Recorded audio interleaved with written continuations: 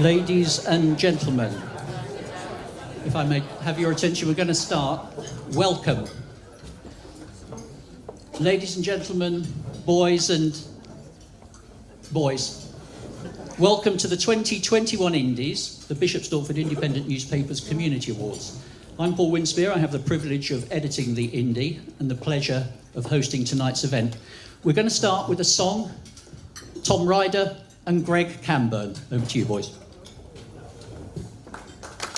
Oh, thank you. We haven't done anything yet. It's lovely to be here. It's always lovely to share these evenings and hear the incredible work that's going on in Bishop Stortford and beyond. Real honour to be here. Greg and I are from Retune. You've got some little orange cards on your table. That's us. We're all about having creative outlets for mental well-being. We go into schools, we go into prisons, hospitals, we put on live shows. Please look at what we're doing. On the back of the reverse of the card is our scales system with 6 well-being strings. This is what we teach to children and adults as well. So please do check us out. Visit our website and see what we do. But there's a lot to get through tonight, so we're just going to have some music. This is a song I wrote last year, released in April 2020, called Key Worker. It's pretty self-explanatory. Here we go.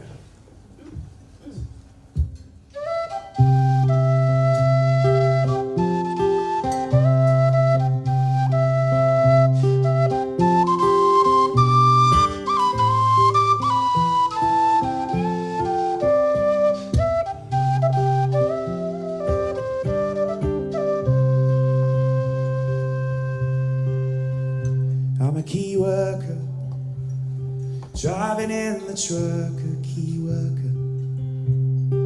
Working dawn till dusk, I collect the rubbish from your front door. A key worker, you never called me that before.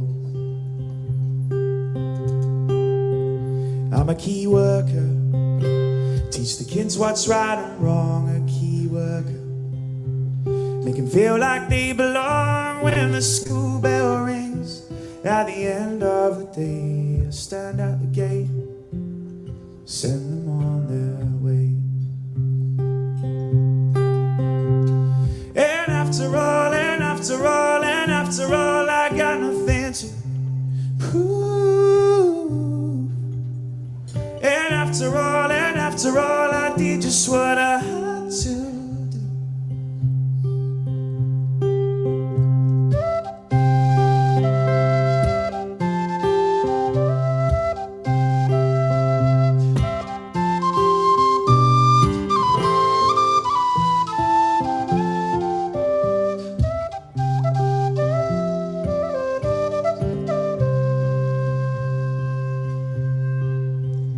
I'm a key worker. I'll take care of your nana, key worker. Manage her care plan, and even though it takes its toll, I'm a key worker. It's good for the soul. And after all, and after all, and after all, I got nothing to prove. And after all, I did just what I had to do. And after all, and after all, and after all, I got nothing to prove. And after all, I did just what I had to do.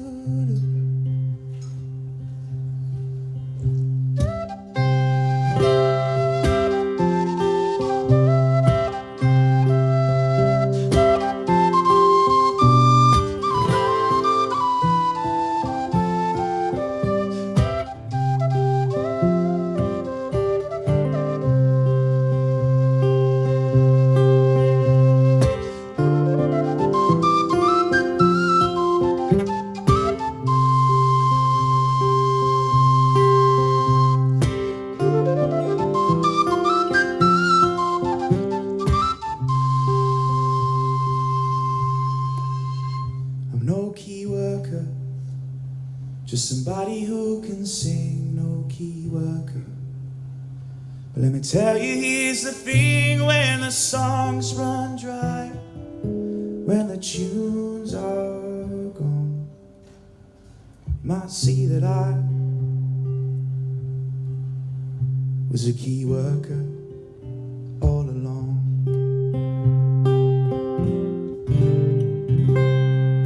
Have a great night, everybody.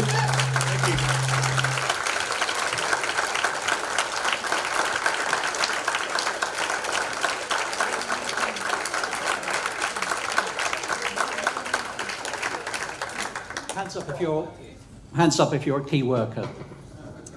That was especially for you. It was for everyone, but especially the key workers. Tom and Greg live in Bishop Stortford. Tom went to Bishop Stortford High School.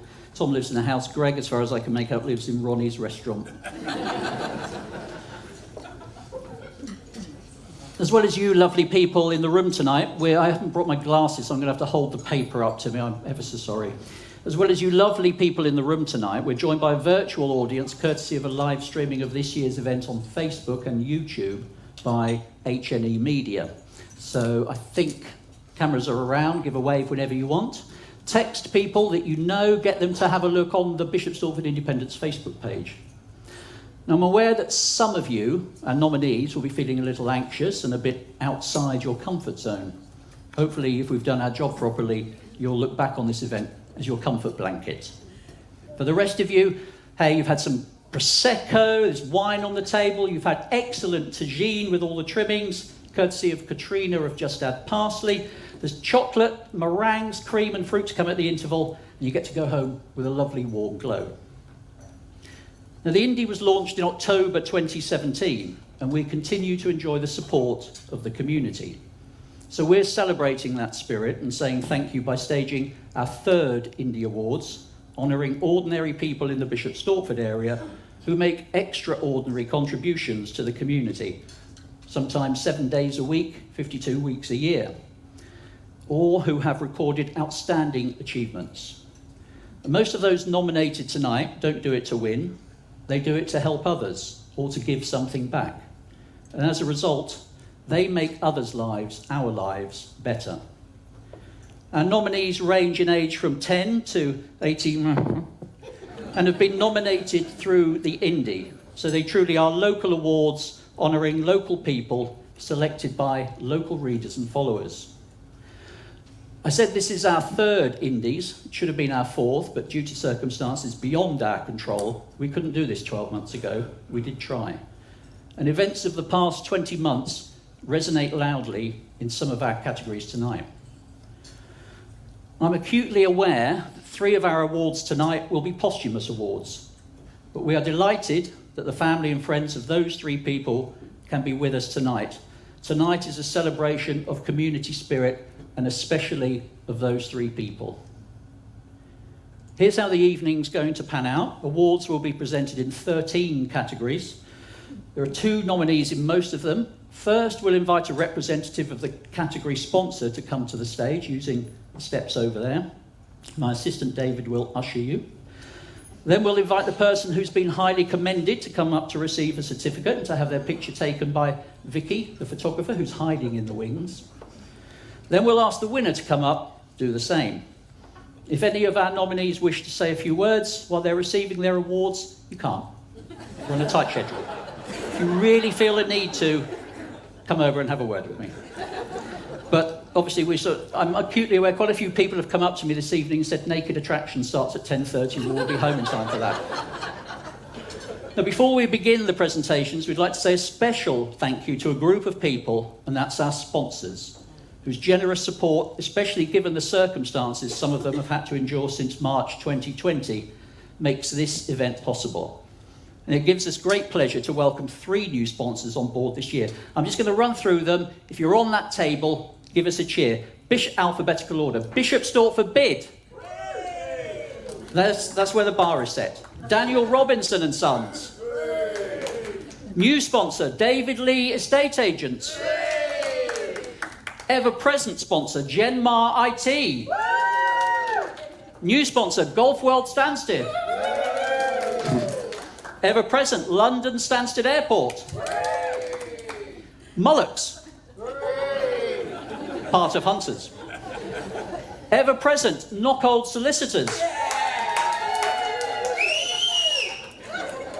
A new sponsor, Raiden Solicitors. The Rotary Club of Bishop Stortford. Ever-present, Stort Chemicals. Ever-present, Tees. And finally, the Bishop Stortford Independent. And we'd also like to acknowledge our Indies Awards associates, H&E Media, videos and audiovisual, South Mill Arts, venue, just add parsley, to Jean. Now, this wouldn't happen without all those people, so please show your appreciation for our award sponsors and associates.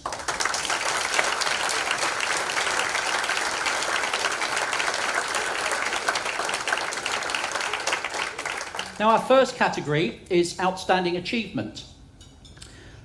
This is sponsored by Daniel Robinson and Sons, the funeral directors. So can I invite, please, Gary Neal, the MD, to make his way to the stage to make the presentations. Thank you, Gary.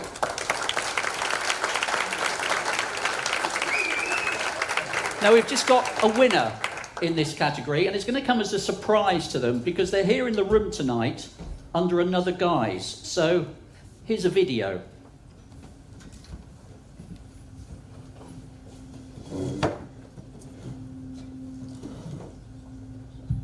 Bishop Stortford Rugby Club would be significantly poorer without the very considerable contribution that Peter Scarlett has made both on and off the field over the 61 years since he first joined. Born and bred in Cambridge, Peter moved to Stortford with his wife Kath soon after their wedding in December 1959. 2 years ago they celebrated their diamond wedding anniversary. At the time, he was at the start of a long and successful career with the Bank of England, and he played for their rugby team. He saw that Stortford Rugby Club were advertising for new players, so he went along to the George Hotel, which doubled as the club's HQ. He was invited to training at Swords Field, where he found himself in the company of just 3 others and a dog, which won the training run. Having been used to the bank's excellent playing facilities at Roehampton, Peter was somewhat surprised to turn up at the George for the first game to find they were changing in a little stable round the back and had to walk all the way up Haddon Road to the pitch. Peter soon developed a reputation as a speedy, try-scoring winger and was made club captain for the 1961-62 season, which put him ahead of his time, as it would be another 6 years before TV viewers would first be introduced to the other Captain Scarlett. Upon retirement from playing, Peter supported the club in various roles. From 2003 to 2005, he was club president. And soon after that, he became a trustee, assuming responsibility for fundraising and community relations, roles for which he was ideally suited.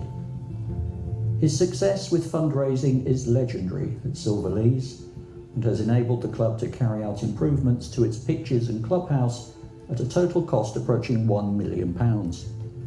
His dedication in preparing and pursuing grant applications has been exceptional. At 84, Peter's stamina continues unabated. And last year he reached his 60-year milestone with the club, just behind his marital milestone. He doesn't play anymore, of course, although Kath says he still reckons he has one game left in him.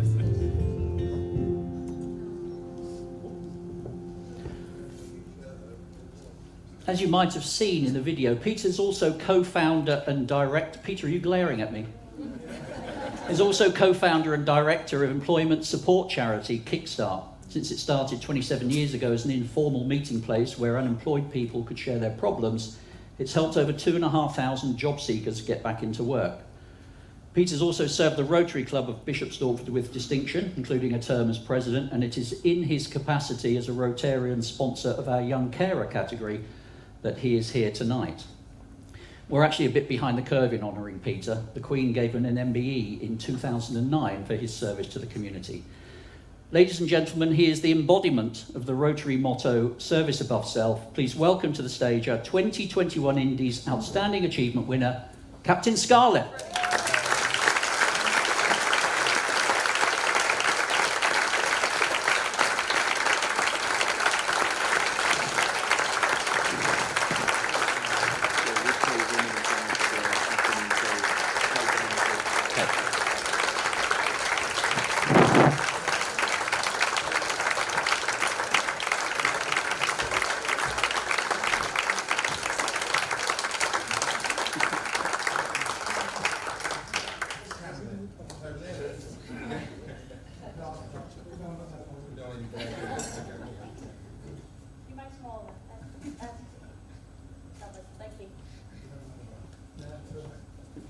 Thank you.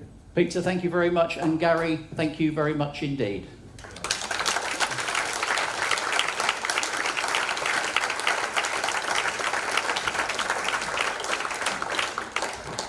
Gary has just kindly offered to take Peter and his wife, Kath, with whom I liaised in secret on this award, for afternoon tea in a chauffeur-driven limo.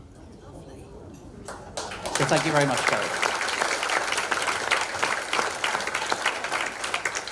Top that, sponsors. Now then,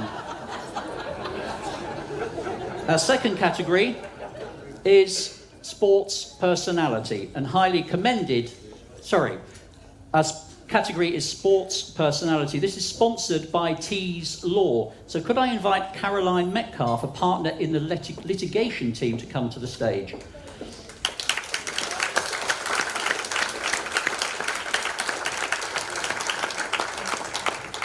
Like a good lawyer, Caroline knew her brief before I did. The Bishop Stortford Community Football Club, BSCFC, is one of the biggest youth football setups in the country, with around 1,000 boys and girls playing in about 80 teams from under 7 to under 8. Alan Hazel is nuts about BSCFC. Chairman Grant Hegley says Alan's volunteered and worked tirelessly in every role at the club over the last 16 years. He was instrumental in getting football up and running again after pandemic restrictions were lifted, ensuring football was COVID safe for the 1,000 playing members. Currently, he's the club's fixture secretary, and he manages to shoehorn their 80 teams onto any pitch he can lay his hands on for the weekend games. As the club welfare officer, he plays a vital role in ensuring all the team's managers and coaches are qualified and have undergone DBS and safeguarding checks. Quite simply, without Alan's vital contribution to BSCFC, 1,000 boys and girls wouldn't be able to enjoy football as often as they do. Alan's also a board member and company secretary at Bishop Stortford Football Club.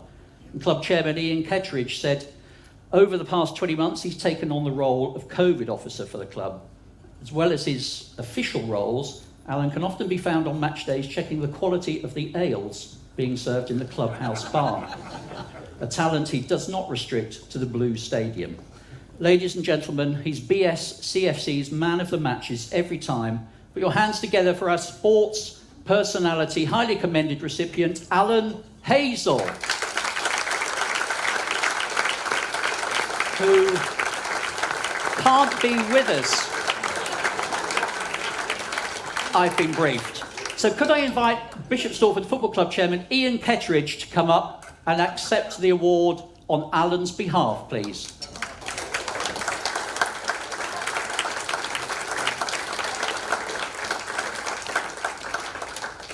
Ian's used to taking the glory.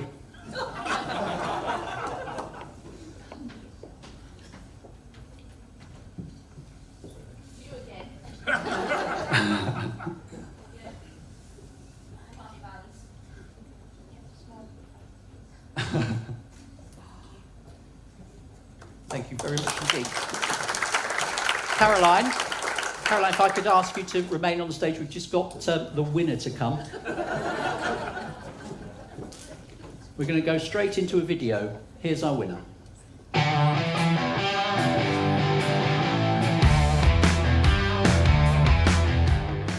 Bishop Stortford motor racing star Ashley Sutton is certainly living life in the fast lane after winning the Quick Fit British Touring Car Championship this year for a third time.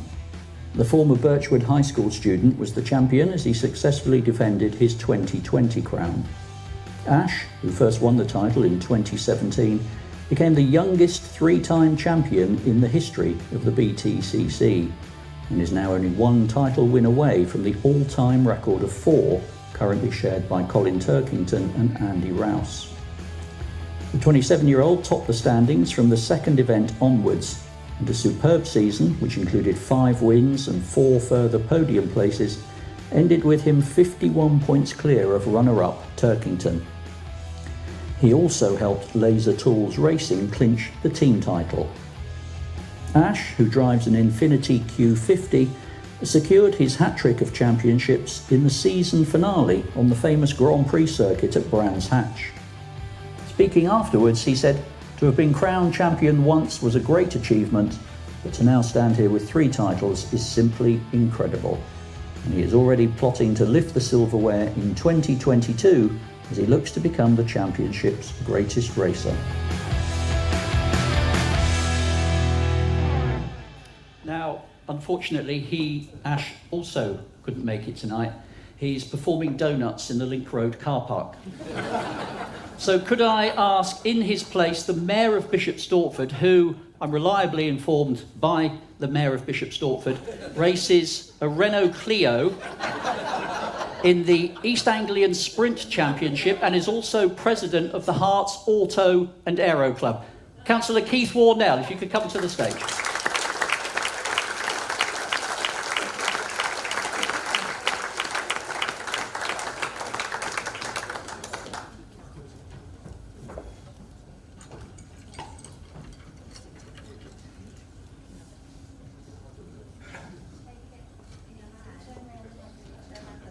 Have you been watching so far, Keith?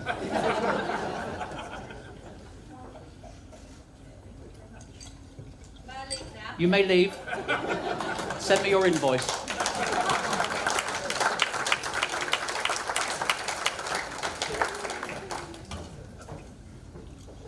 Our next category is Charity Champion, which is sponsored by Mullock's Estate Agents, part of Hunters. Can I invite to the stage, please, to make the presentations, Martin Nash, very senior valuer.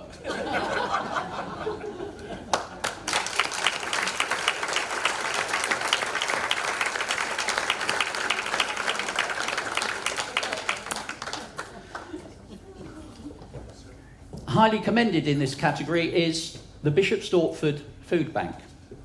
A family breakup, illness, unemployment or disability could happen to any of us. The Bishop Stortford Food Bank, established in 2013, helps those in crisis in our community by providing emergency food. It costs £43,000 a year to run. It's supported so well by the local community that it has the food, funds and volunteers to make sure no one goes hungry.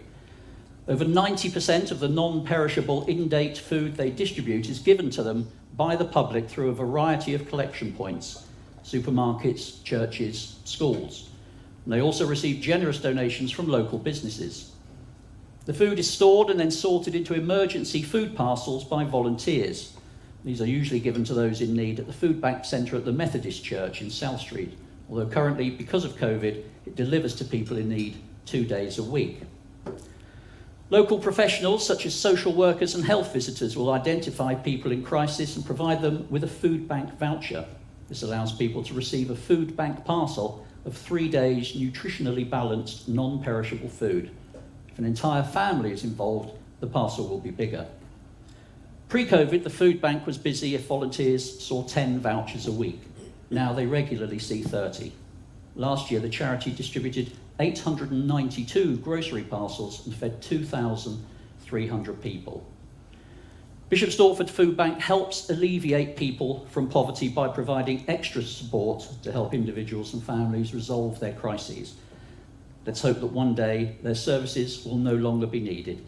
Ladies and gentlemen, to receive the highly commended certificate, can I invite Hannah Hainsby, the Food Bank Coordinator, to the stage. If you can sustain the applause until Hannah's up on the stage, that would be marvellous.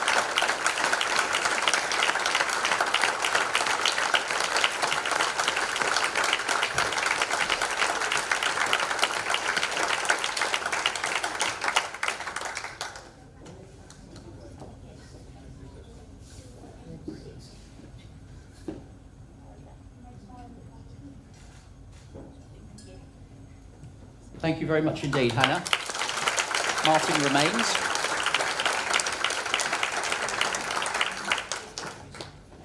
For some people, life before the pandemic was already challenging. Now, so many more are finding it tough. But there's free help for them in the form of the Citizens Advice East Herts, whose volunteers have emerged over the last 20 months as some kind of new emergency service for people who had nowhere else to turn with their issues. Here's a video.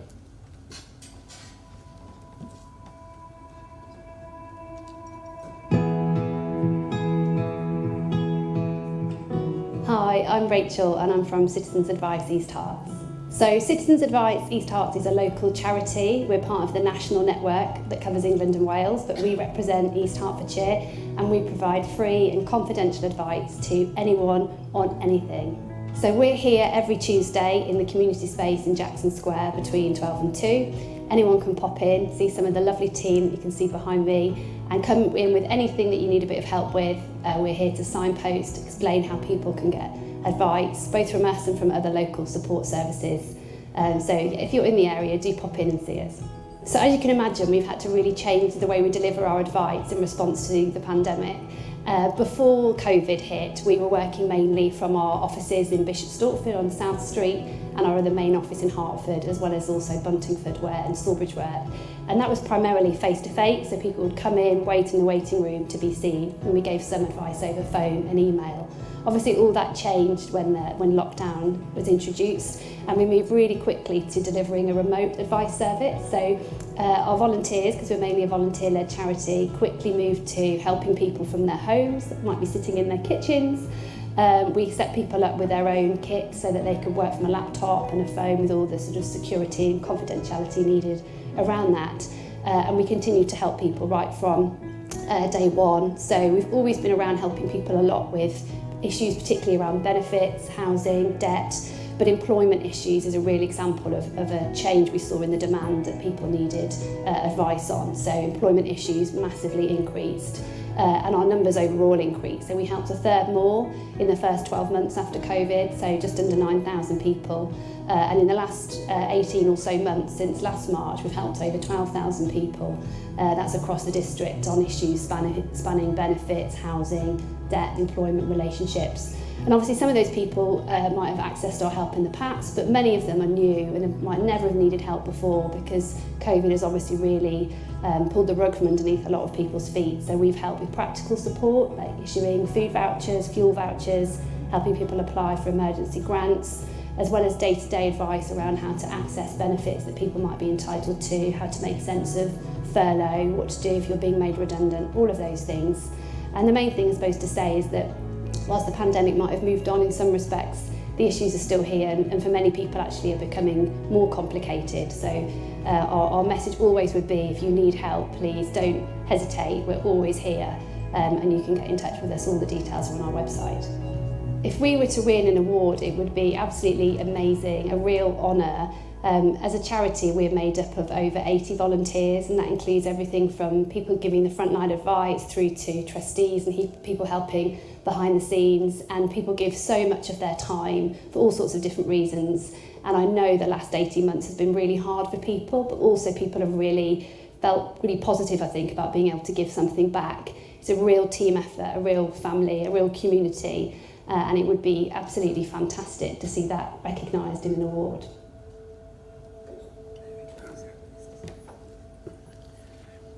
Now, since last March, Citizens Advice has helped over 12,500 people. Their service is available to all, but the people they help are most likely to earn significantly less than the average East Herts resident, less likely to be in employment, more likely to be disabled or have a long-term health problem, and less likely to own their own home, and less likely to be digitally literate. They've changed lives, and in the case of people like Alana, they've gone even further. Alana was self-employed and unable to work during the pandemic due to the direct impact of COVID restrictions on her job. She'd applied for universal credit, but it didn't cover her costs, so she'd accrued debts and was in a desperate financial position. She'd not been in this situation before and was feeling very depressed and anxious. Citizens Advice helped her apply successfully for backdated council tax reduction. They spoke to the council on her behalf to help her reduce her rent arrears. They also helped to negotiate a smaller payment plan with her energy supplier and apply for a winter energy grant. And working with the food bank, side by side, as they are tonight, they supplied food vouchers at the critical point of referral when she had no money. Quite simply, Alana said they saved her life. Ladies and gentlemen, our charity champion is Citizens Advice East Herts, and here to accept their trophy is Rachel Williamson, who, until yesterday, was the charity's head of fundraising, communications and research, and today started in a new role with a national housing charity. She wasn't fired. Ladies and gentlemen, please welcome Rachel Williamson on behalf of Citizens Advice East Herts.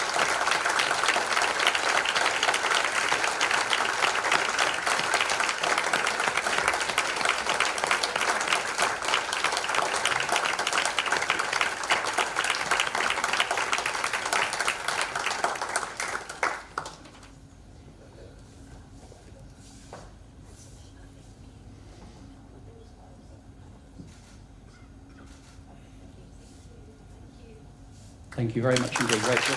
And Martin, on behalf of Mullocks, thank you very much indeed for making the presentations, and thanks to Mullocks for their continued support. Halfway through the first half, we come to a category called the John Turner Memorial Award. At our first Indies in 2018, John Turner was Bishop Stortford Football Club's chairman and died 6 months before the awards.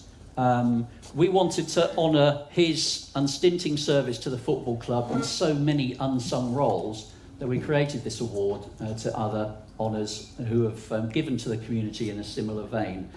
And here's a video about our first winner tonight.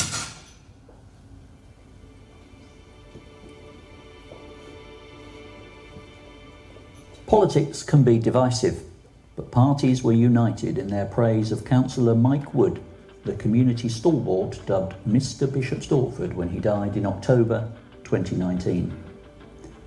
During his 30 years of public service, 74-year-old Liberal Democrat former mayor was elected to Herts County, East Herts District and Bishop Stortford Town councils. In 2015, Mike was made an honorary alderman of East Herts in recognition of his outstanding contribution to public life.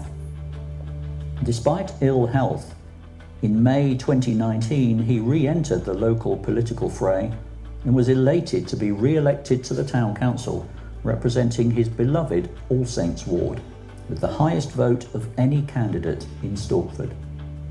Mike died just 5 months later. Remembered by friends and opponents alike as a sometimes stubborn and always principled man, he dedicated his life to making a difference. A son of the North, he worked in the travel industry, spending time in Nigeria, Greece and Southeast Asia before making Bishop Stortford his home. He was a familiar face here at South Mill Arts in its Rhodes Arts Complex days, where he worked tirelessly as a trustee and volunteer usher to ensure the centre was at the heart of the community. His service to Stortford also included spells as a school governor, and he was a former chairman of Age Concern, a founder director of the town's YMCA, and a town twinner. And he still found time to be a Sunday Express crossword fiend and an ardent Manchester United fan who loved watching Match of the Day. As Deirdre Glasgow, chairman of the Rhodes Birthplace Trust, said when he died, he was a true public servant. He cared and wanted to improve the lives of the people of the Bishop Stortford area. Mike will be missed by so many people.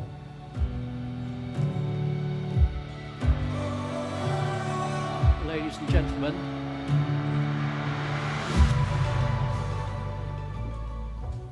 can I invite to the stage Paula Holland, who's the operations director here at South Mill Arts, to receive the award on behalf of Mike Wood.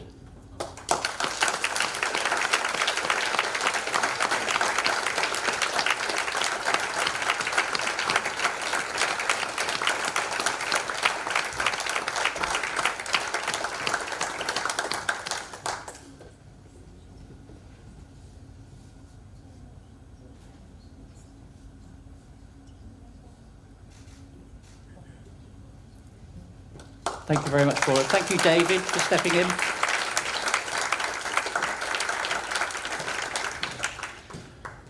On to our next category, which is customer service, and this is sponsored by the Bishop Stortford Bid. Can I invite, please, the chairman, Karen Burton of Karen's Cakes, to come to the stage and bring the cake with you.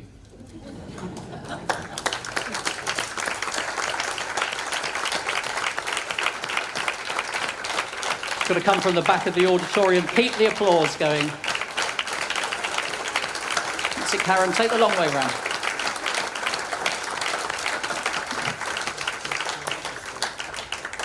Now, highly commended in this category is Amelia Rose Beauticians. Amelia Rose Beauticians is celebrating 20 years of treating its loyal customers in Bishop Stortford. It opened a unit at Hockrell in 2001 when it had broom handles for curtain poles and a little trolley as a nail bar. 5 years later, it expanded into premises next door, and today, things are very different. Owner Jane Rose says, "We're not just a beauticians. Over the last 20 years, we've grown into a real family," and her customers agree. Here's what just some of those who nominated her said. "They're not just a salon, they're my extended family. Their customer service is incredible. I don't feel like a customer, I feel like a friend. I didn't realise how important the ladies were in my life until the lockdowns. My gosh, I miss them a lot. So did my brows." Another, "I take my 88-year-old mother who has dementia and she is made to feel very relaxed and has no concerns when she's there. Even my husband goes every month for a pedicure and he loves the atmosphere there." Amazing people, staff are so friendly, always serve us with a smile and willing to go out of their way to make us feel comfortable. It's the added extras like a cuppa and cake. Just make a note of that. Finally, Jane is the absolute queen of customer service. She does far more than nails or waxing. We are very lucky indeed to have her in Stortford. Ladies and gentlemen, our customer service highly commended recipient this year is Amelia Rose Beautician. Please welcome to the stage the owner, Jane Rose.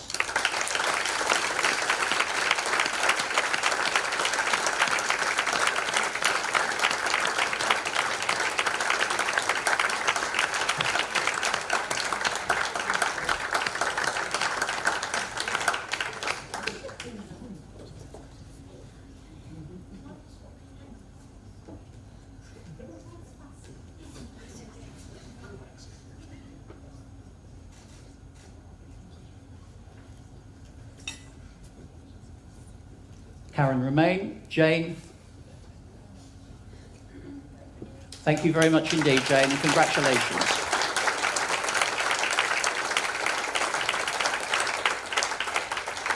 Here's a video featuring our winner.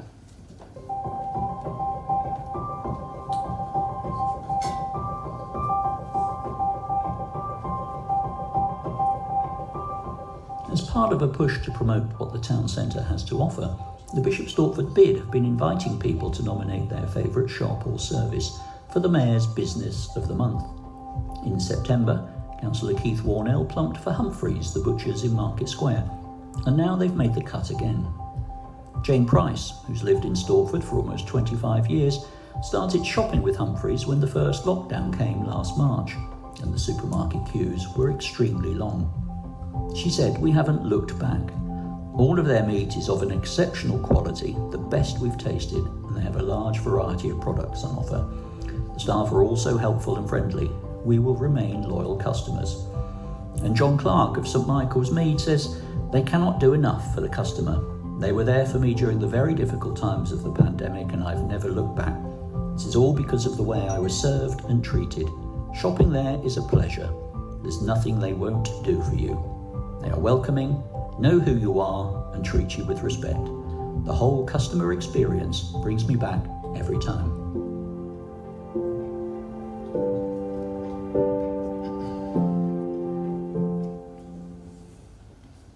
Karen, is Sam Cook here tonight? Okay. Pardon? Okay. Ladies and gentlemen, unfortunately, Humphreys couldn't be with us tonight. They need to get up at 4 o'clock in the morning. It's past their bedtime. So they're the butchers who meet their customers' approval. They're awfully good. No one has a beef with Humphreys. They're the pork of the town. They've made mincemeat of the opposition. There's not even a joint winner. Humphreys can't be with us this evening, as I said. So can I please invite on their behalf to come to the stage Michael Smith, who's the Jackson Square Shopping Centre manager, to receive the award on behalf of Humphreys the Butchers.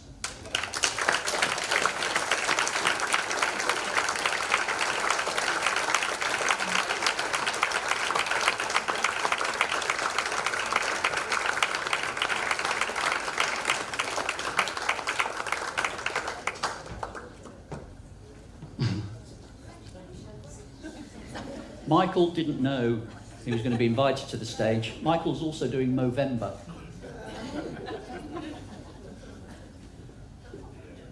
Thank you very much indeed, Michael, for stepping in, and thank you, Karen, and Bishop Stortford Bid.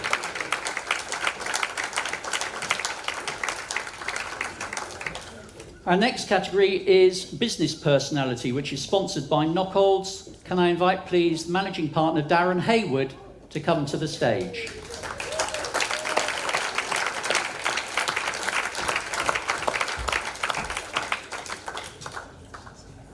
Highly commended in this category are Jackie and Perry Coleman of Elements and Urban Spa. Yes, come on. Sorry, if you could, eager, they're so eager, honestly. Just got to tell the nice people how good you are first. Jackie and Perry opened Elements in South Street in 2002 and Urban Spa in Devoyles Lane 6 years later. And it's not just their clients that they like to treat. One of their nominators wrote, "Not only do they work really hard in the general running of the business, they also support charities and causes such as Macmillan's World's Biggest Coffee Morning, Isabel Hospice, and the Little Princess Trust, which provides real hair wigs free of charge to children and young people who've lost their own hair through cancer treatment and other conditions." Through COVID, they adapted the services the salon and spa offer by running online events to bring clients together and offering a product delivery service. Then once they reopened, the salon opened on a Sunday to offer free haircuts to NHS staff in the local area. Their champion wrote, "I feel that often businesses in this sector aren't recognised for the good things they do, as people see going to get their hair done or going for a facial as being a luxury. So the hard work that business owners and staff like Jackie, Perry and their team put in goes overlooked." Well, not on this occasion.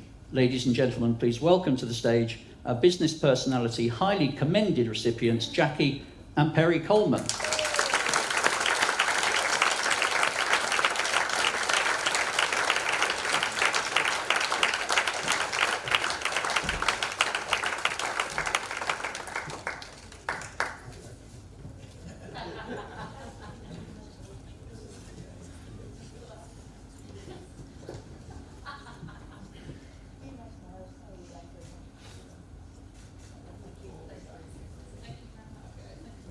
Well done, Jackie and Perry.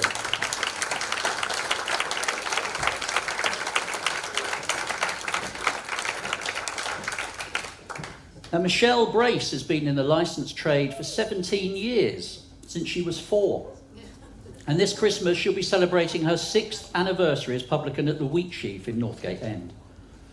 We all know how tough the last 20 months have been for the hospitality industry, but tougher still for a single mum running her own pub whilst homeschooling her Northgate primary sons Felix, 7, and Noah, 5, during lockdown. But Michelle has been able to do so much more than keep her head above the water. Here's a video.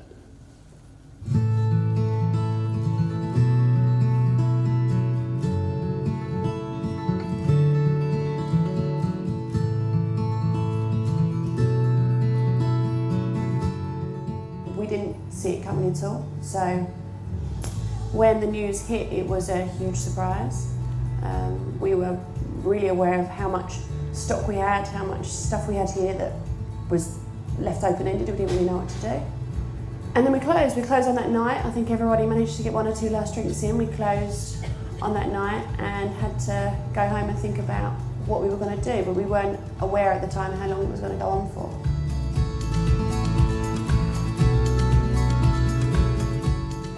We were made aware by the food bank that there were a lot more households that were struggling just to get the bare basics into the houses, food for the families. We also had a lot of people with children at home and having to pay for a lot more meals for them on a daily basis.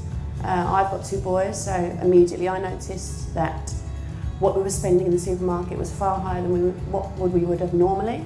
We decided to join forces with the food bank and ask them to put together a list or get in contact with them so that we could start doing some free roast dinners for the families in and around the Bishop Stortford area. It started out somewhere in the region of 8-9 families a week, and I think by the time we got to the end of it, the time when we were able to reopen the pub and therefore trade as usual, we were supporting around 14-15 families over about 14-15 weeks. Well, luckily we were able to bring back some staff from furlough because we had some staff that were going to do some driving for delivery, and we had staff that then had to become my kitchen hand, and staff that had to do all the packing and getting everything organised, a lot of the paperwork involved in it all. So it was nice, we managed to pull a few of the team back in to start working together before the big reopen again. So we've been doing that for a couple of years. We started doing it the year before lockdown, and we reached out to anyone that wanted to host a charity event here, who maybe had a small charity that wasn't that known that they wanted to raise some money for, and we asked people to put their names forward. We went through and gave everybody a date that they could come along and have a quiz night, and they would turn up, they would maybe have a printout or give an explanation of what the charity was, and everybody that attended would put in £2, £3, whatever we decided the amount would be, and we would fill the pub, get in a quiz master and host the events for it. And we made, normally we'd make a couple £100 each time we did it, which was fortnightly, and it was all charities from local to here. I was quite taken aback when you said to me, quite emotional about it I think, because I don't think that doing it I expected to get anything back from it. I didn't expect to be nominated, shortlisted for this. Grateful because I feel that it will once again generate a lot more talk and interest in a lot of the charity work that we've been doing anyway, and hopefully we get to do a lot more of it. Because at the pub, we love doing the work here, so hopefully we'll be able to do a lot more now off the back of it too.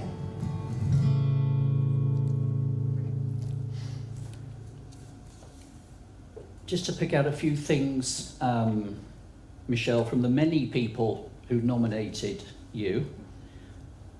Throughout, she's always remained strong, determined and smiling when other people would have thrown in the towel. She gives her time and commitment to the community, asks for nothing in return. Her thoughts are always for others, She really is someone to admire and be very proud of as a member of our local community. A lot of companies could learn a lot from Michelle. Michelle is a truly inspirational woman. This is going to cost you a fortune, Michelle. Ladies and gentlemen, she's a publican who sets the bar high when it comes to serving her community as well as her customers. Our 2021 Indies business personality is Michelle Brace.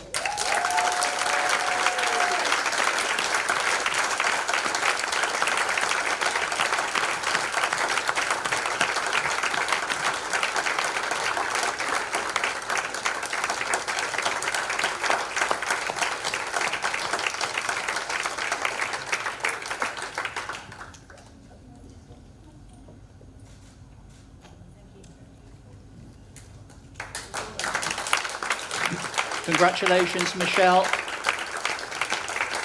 And thank you very much, Darren and Knockholt, for supporting the event yet again.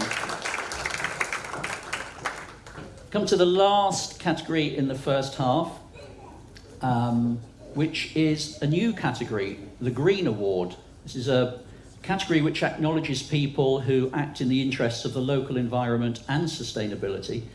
It's sponsored by Golf World Stansted, a new sponsor, and can I invite co-director Sharif Shuel Hussain to come to the stage to make the presentations on Golf World Stansted's behalf. We've got 3 co-directors here tonight. He drew the short straw. Highly commended in this category is David Clarke. Now, David lives in the Stewarts in Bishop Stortford. Married to Ruth, the 82-year-old grandfather of 2 is a retired electrical contracts manager. David single-handedly set about trying to raise awareness about an historic area in the town known as the Firs, after it had been left neglected.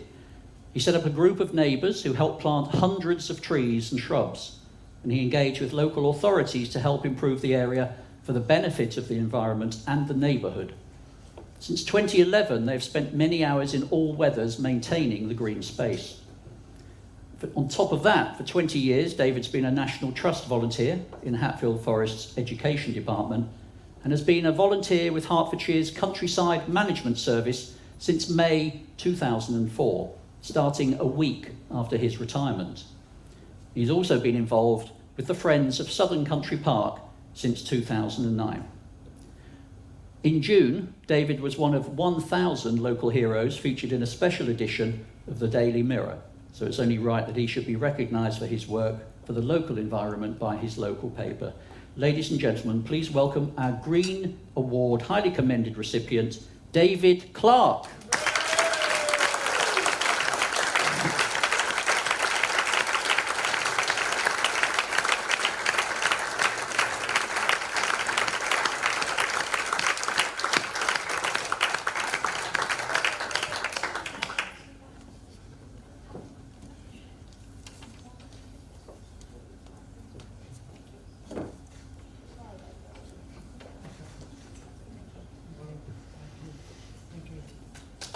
Well done, David.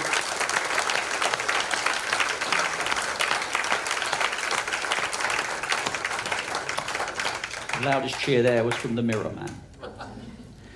Our very first Green Award winner is Simon Baker, who set up an action group called Save Our Stort.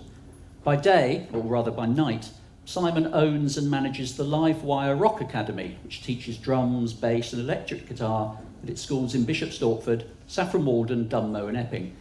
Simon's also the lead singer in a band. Here's a video.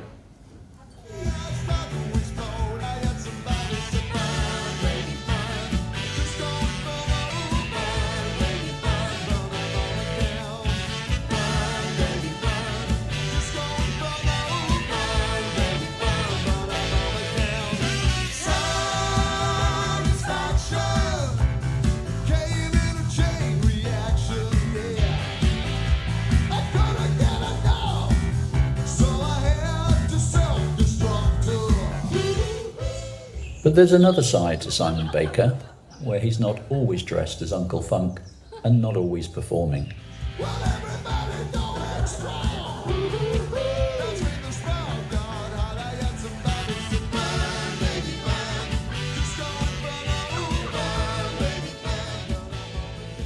It started, I moved onto this boat about 8 or 9 years ago, and part of living on a boat is trundling into town, if that's the right word, every so often to do certain things with the boat.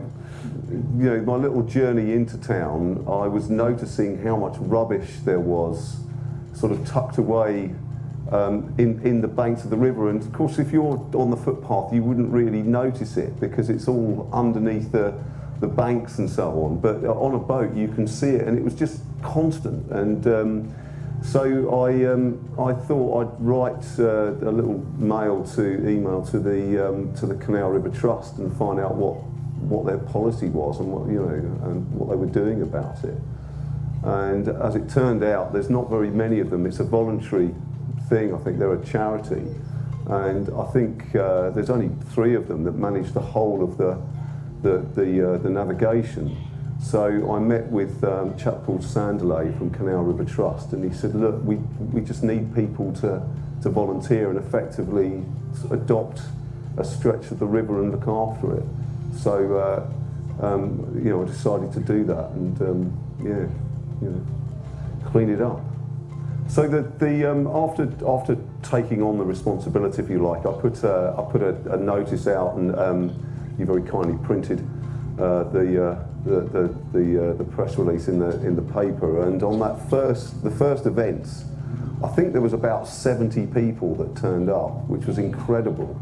So we had loads of boats out on the river and loads of people on the bank, and we collected, I think it was somewhere in the region of 240 bags of rubbish. It was a ridiculous amount of rubbish that came out of the river and off the bank as well. And I also managed to tip my canoe over at that first one as well, so I became Uncle Dunk instead of Uncle Funk, which was lovely. But and then since then it's a monthly event, and we go all the way through the year, rain or shine. And now we're sort of, it depends on the weather, I think, as to how many people turn up. So it's between 10 and 20 people that come every month. I mean, it would be great to have more, but we've now broken the back of the problem, if you like.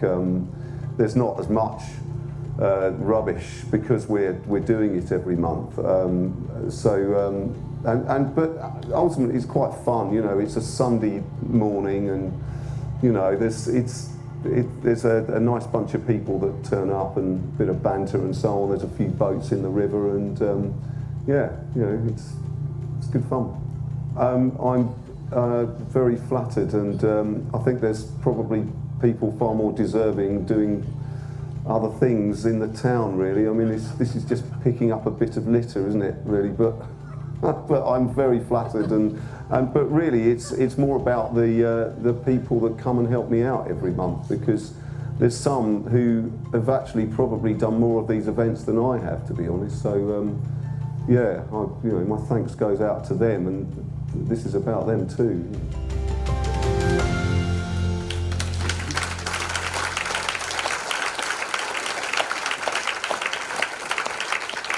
Ladies and gentlemen, please welcome our inaugural Indy Green Champion, Simon Baker.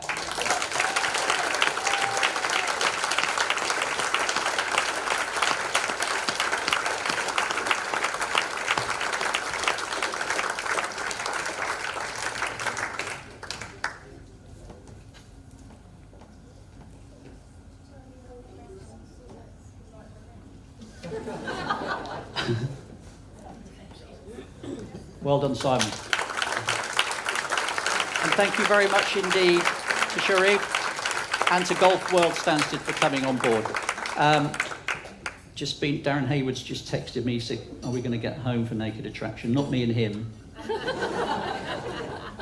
So ladies and gentlemen, that is the halfway point now in tonight's proceedings. We're going to take a break of about 25 to 30 minutes, during which the plates will be cleared from your tables and replaced with dessert. So please avail yourself of the facilities, and we'll be back in 25, 30 minutes or so.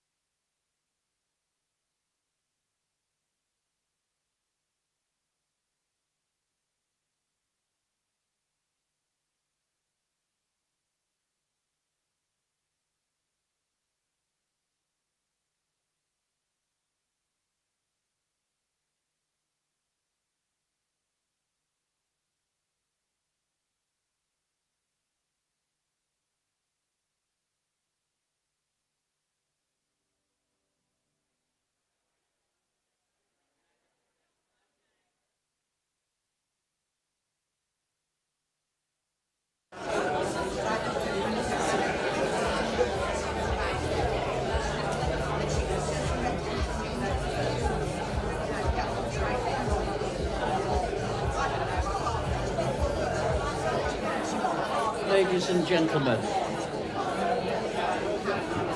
Good evening, ladies and gentlemen. We're ready to resume the awards. My assistant will be back in just a moment. Our first category in the second half is that of young sports personality. So can I please, which is sponsored by Stort Chemicals, the family-run firm. Can I invite to the stage, please, to make the presentations on their behalf, Emma Marchant, who is Director of Fragrances and Flavours.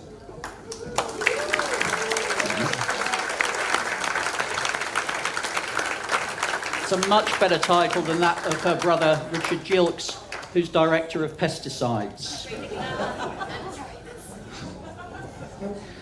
Now, ladies and gentlemen, highly commended in this category is Luke Dunham. A talented tennis player, Luke got to play on hallowed turf when he represented Hertfordshire at Wimbledon this summer. The 13-year-old Bishop Stortford High School boy won the club's Road to Wimbledon qualifying competition before getting the better of clubmate Lucas Reyes in the final of the county qualifying tournament. Representing Hertfordshire at the All England Lawn Tennis and Croquet Club in SW19, Luke reached the quarter-finals where he lost a very tight match in a final set tiebreak. Luke's been playing at Bishop Stortford Tennis Club since he was 3, and he was hitting top spin shots a year or two later. I already hate him. This year, for the first time, he entered the club's men's singles tournament and was only beaten in the quarter-finals by a former coach at the club. He's also represented Hertfordshire at 16 and under and 14 and under. But tennis isn't necessarily his number one sport. The son of arguably Bishop Stortford's fastest couple, 3-hour marathon runner Chris Dunham and Catherine Chapman, Luke's torn between tennis and running. A member of the Hearts Phoenix Athletics Club, Luke's personal best for 5k is 17 minutes, 12 seconds. Now, we all hate you, Luke. That's 43 seconds faster than his old man. And again, he's been chosen to represent Hertfordshire. He also holds the world record for the distance from Northgate Primary School to the family home in Carragans.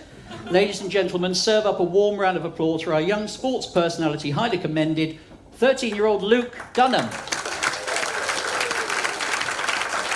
1, 2, 3, 4, 5, 6. No bits.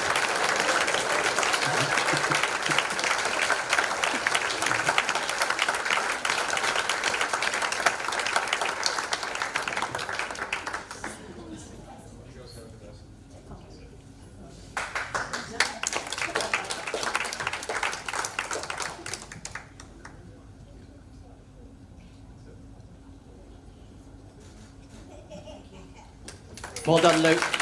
Congratulations.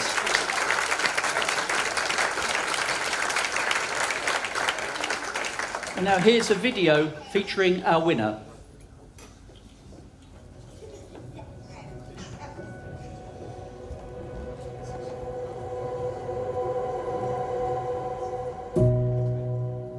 Emma Jones from Sawbridgeworth has come a long way, literally and metaphorically, since she first fell in love with the game of cricket aged 7 at the Hong Kong Cricket Club.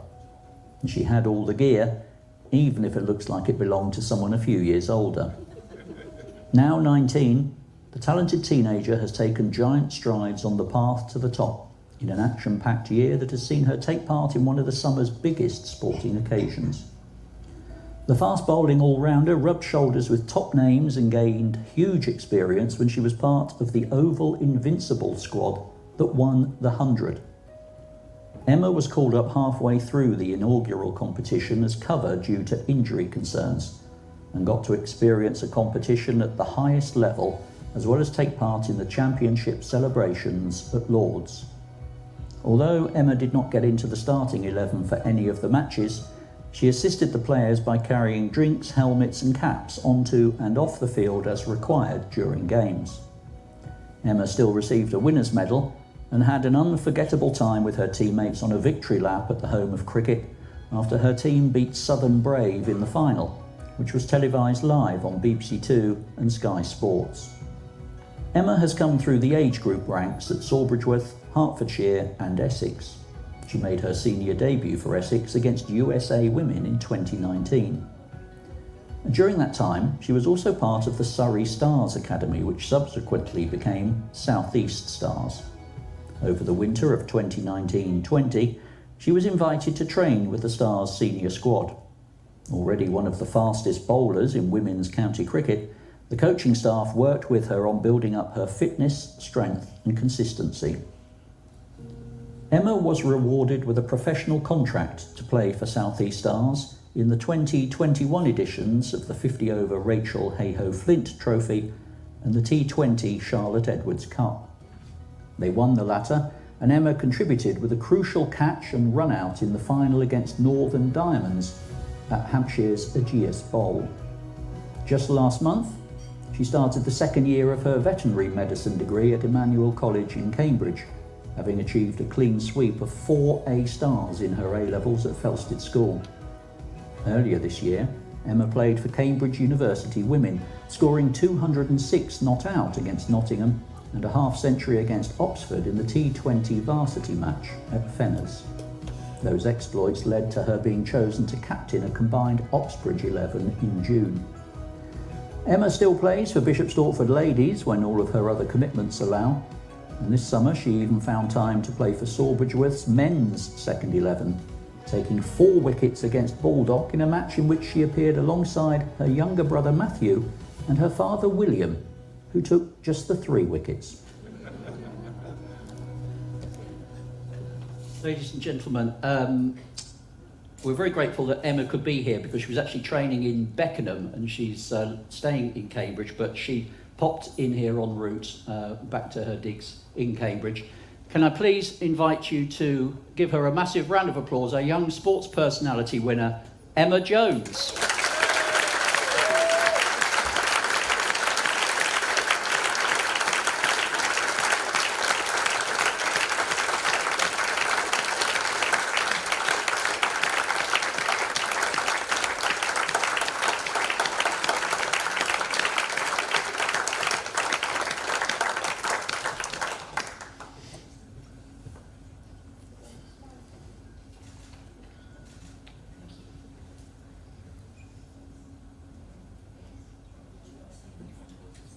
Congratulations, Emma, and thank you, Emma. The 2 Emmas.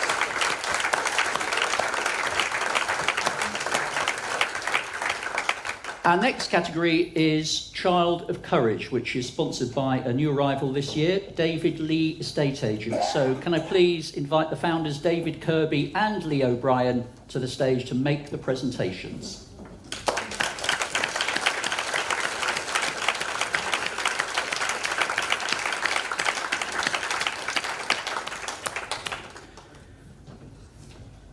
Aaron Sandhu is a 13-year-old student at Hockrell and lives with his mum Sue, dad Jay and 18-year-old sister Simone in Bishop's Park. 9 days before Christmas in 2016, when he was just 8 years old and attending Hillmead Primary School, Aaron was at a swimming lesson when he lost movement in the right side of his body. Paramedics were alerted and confirmed he had suffered a stroke. He was rushed to Addenbrooke's Hospital in Cambridge, where he underwent life-threatening brain surgery. Here's Aaron's story. A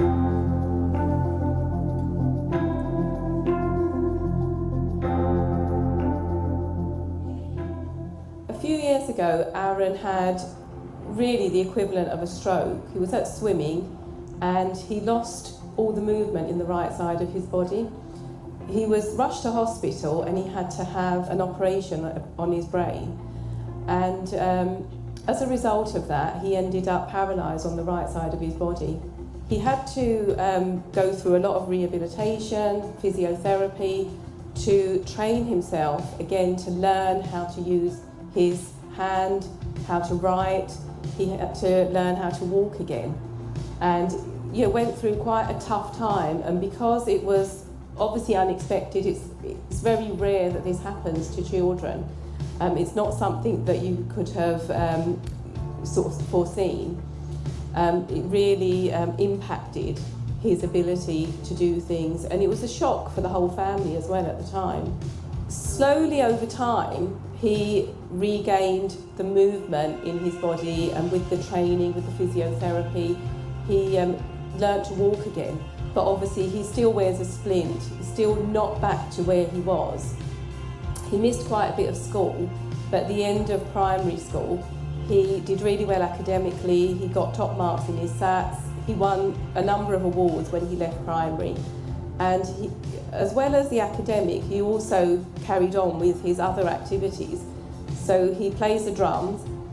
He wasn't able to use his right leg for the drumming, so he carried on and he used his left leg, and now he's training his right leg again to be able to carry on with the grade. So he's taken a couple of exams and he's still continuing with that. But the other thing was, because he was in hospital over Christmas, the following year he really wanted to do something to help the children who were in hospital over Christmas, because when he was in hospital he'd had a lot of support, and there'd been, Father Christmas had come along to visit, they were given a lot of gifts. So the following year he got the family, the extended family, and did some fundraising and bought gifts to give back to the hospital, so that the children who were in hospital for the following years also had, some nice things and treats that they could enjoy while they were going through a tough time as well.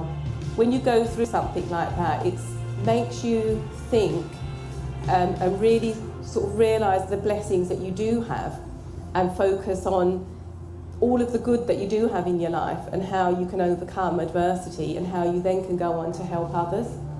I think it would be a real honour and a privilege if Aaron won the award, because I think sometimes as we're going through our daily lives and we're saying to Aaron on a daily basis, you must do your exercises, you must do this, you don't always take a step back to really acknowledge the achievements that he's made and how far he has come.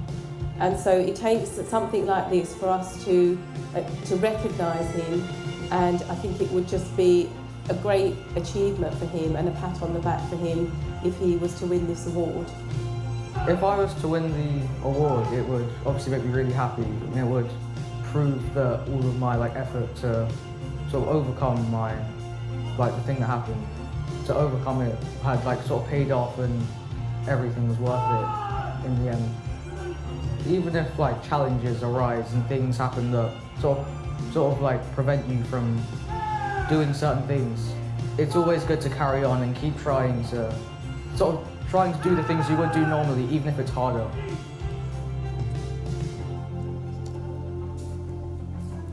Ladies and gentlemen, please salute the bravery, resilience and generosity of spirit of our 2021 Indies Child of Courage, Aaron Sandhu.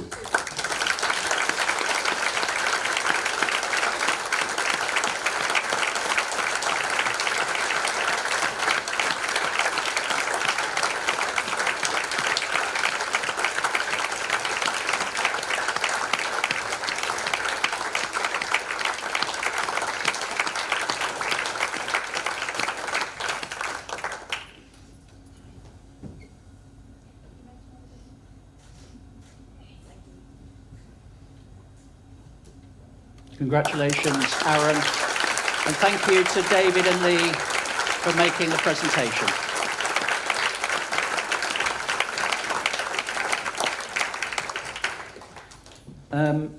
Come to the fourth, I believe, category for the second half. It might be the third. I don't know. I've lost count. Fourth. Thank you very much. This is our second presentation for the John Turner Memorial Award. On this occasion, I'm going to invite Conor Lenihan, who's the commercial manager with iLift Media, to come to the stage to make the presentation. Thank you, Conor. That's right, he does not deserve applause. God, they know you, Conor. Isn't that spooky? We're going to go straight into a video.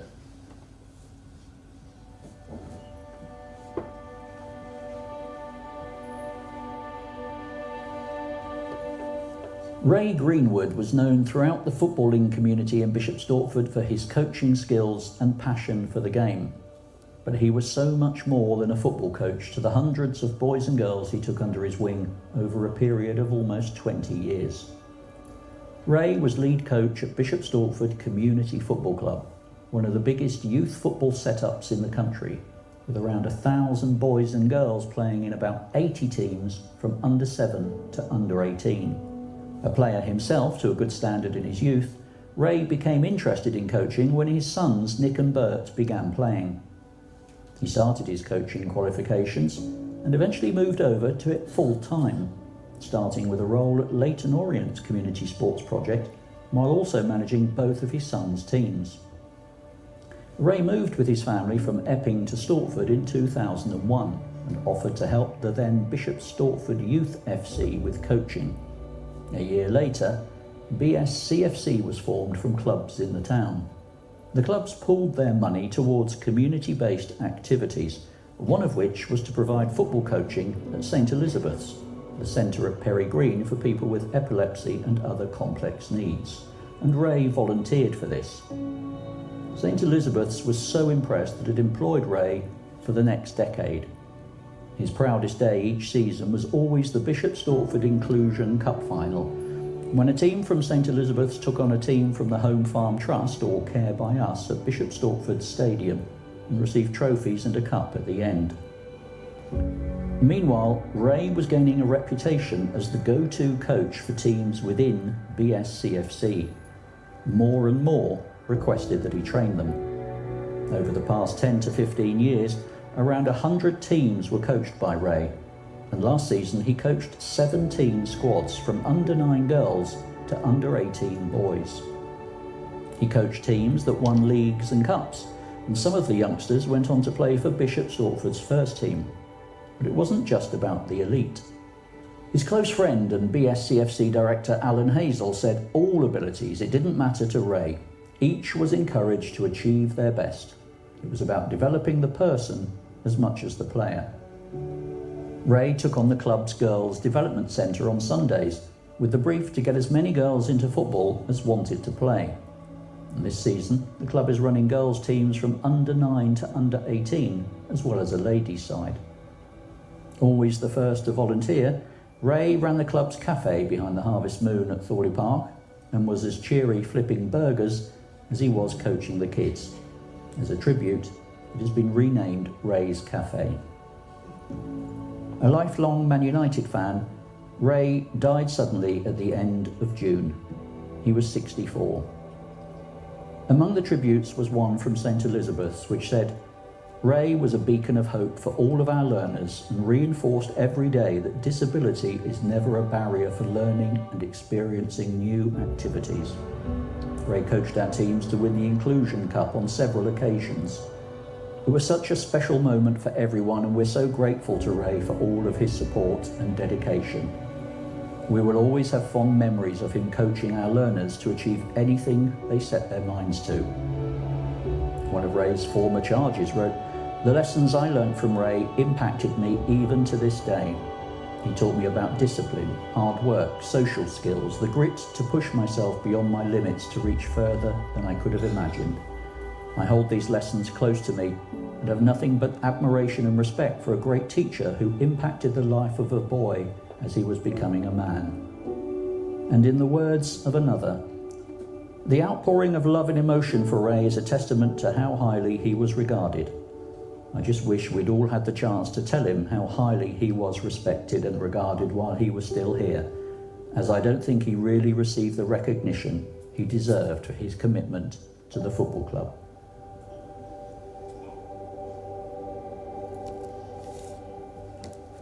Ladies and gentlemen, it gives me great pleasure to invite Ray's sons Nick and Bert to come to the stage to accept the award, the second John Turner Memorial Award this evening.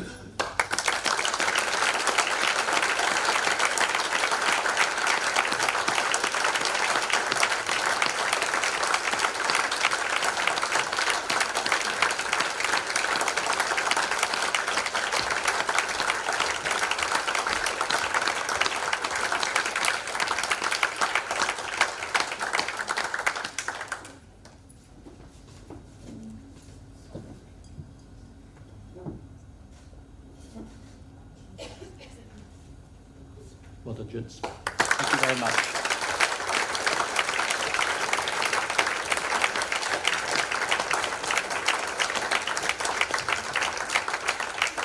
Really rather fitting that one of those photos of the students and residents from St Elizabeth showed Ray standing next to John Turner, so a lovely touch. Our next category is that of Community Champion, which is sponsored by London Stansted Airport. Can I invite to the stage, please, to make the presentations on their behalf? She's getting up already.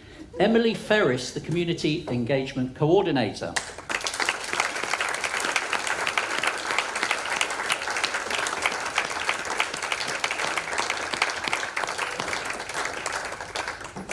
Highly commended in this category is Janet Bellingham of High Wyche, a GP in Harlow for well over 30 years until she retired in 2019. For the past 5 years, Janet has been the driving force behind the annual High Wyche Scarecrow Festival, a huge undertaking raising thousands for charity. Not only that, but last December, amid lockdowns, Janet introduced Let There Be Light, an event in which the village was lined with magical lit trees decorated with inspirational quotes, messages and dedications to bring hope and cheer. She did all this whilst also losing her mother to COVID-19. Despite her own loss and grief, she brought the whole community together and raised spirits at a time when it was needed most. As a retired GP, Janet volunteered her services to the NHS and vaccinated thousands of people at the Lister House COVID-19 vaccination clinic in Harlow. She cares for the sick in the parish as well as visiting her former patients. She's also a church warden at St James Church in the village and plays the church organ most weeks, having previously run the Sunday school for many years. With the hope of bringing younger members of the village and new residents together, Janet has played a major part in reopening a weekly coffee shop in the church next to the village primary school and welcomes parents dropping off their children for a coffee and a chat. It's just a few of the things that the many people who nominated you said about you, Janet. Rachel Maybe. Janet Bellingham is the most modest person whose outstanding contributions to the High Wyche community need to be honoured. She's simply an amazing whirlwind. She's just the most selfless, loving and caring person. Valerie Foster. Janet is energetic, encouraging and totally inclusive in every aspect of her approach to members of the community. Janet has a kind and compassionate heart. Armine Sefton? Armine? I've known Janet for over 40 years, since we were medical students at the London hospital, and even then she always put the needs of others before herself. Perhaps even more importantly, Janet will always help anyone in need, but is very self-effacing about this. She's one of the few truly good and inspirational people I know. Ladies and gentlemen, in the words of one of her nominators, Valerie Foster, Janet Bellingham has a beautiful heart for the community of High Wyche. Please welcome our highly commended community champion, Janet Bellingham.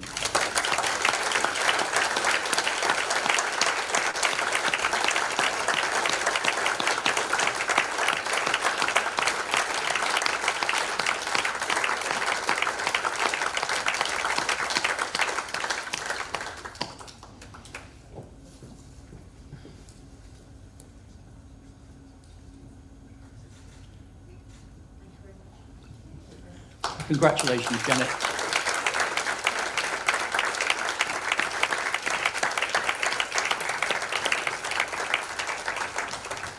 Now here's a video featuring our winner.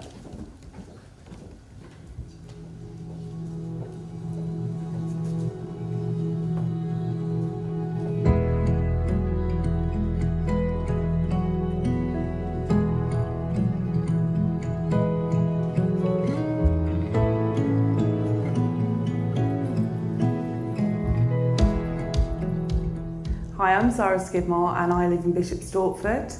I am the Centre Manager at Age Concern here in Bishop Stortford, and over the pandemic I was working with lots of other organisations within the community to develop and deliver Operation Community. So Operation Community was a collaborative effort in order to support those that were shielding during the lockdown period, and we worked with various different organisations within our local community in order to deliver a unified response to the pandemic. So back in March I was asked to close the centre and put our clients into the shielding programme which was something very alien to us, as we're a centre that encourages social interaction and an opportunity for people to come together and have some social support around them through various activities. So being asked to put a group of elderly people into a situation which we worked so hard to get them out of was an incredibly difficult thing, which actually inspired me to make sure that during that period we would be around to support them as best as we could. That involved making sure that they would get hot meals, get their shopping, have some social interaction still, and still feel part of our community. This was something that I started to do initially for our client base here at the Acton Centre at Age Concern. And then after talking to various different groups, I was asked to extend this service across the community, which is something that I did working with the NHS and various different partners such as the Salvation Army, the Food Bank, Grove Cottage, the villages and the parish churches, and a variety of other big organisations within our local town. So for me as an individual, obviously it would feel like an honour to be recognised for the work that we've been able to deliver, and it would be an honour to accept that for all the great people that I was able to work with during this time. Ladies and gentlemen, our community champion, 2021 Indies community champion is Zara Skidmore. Please give her a massive round of applause.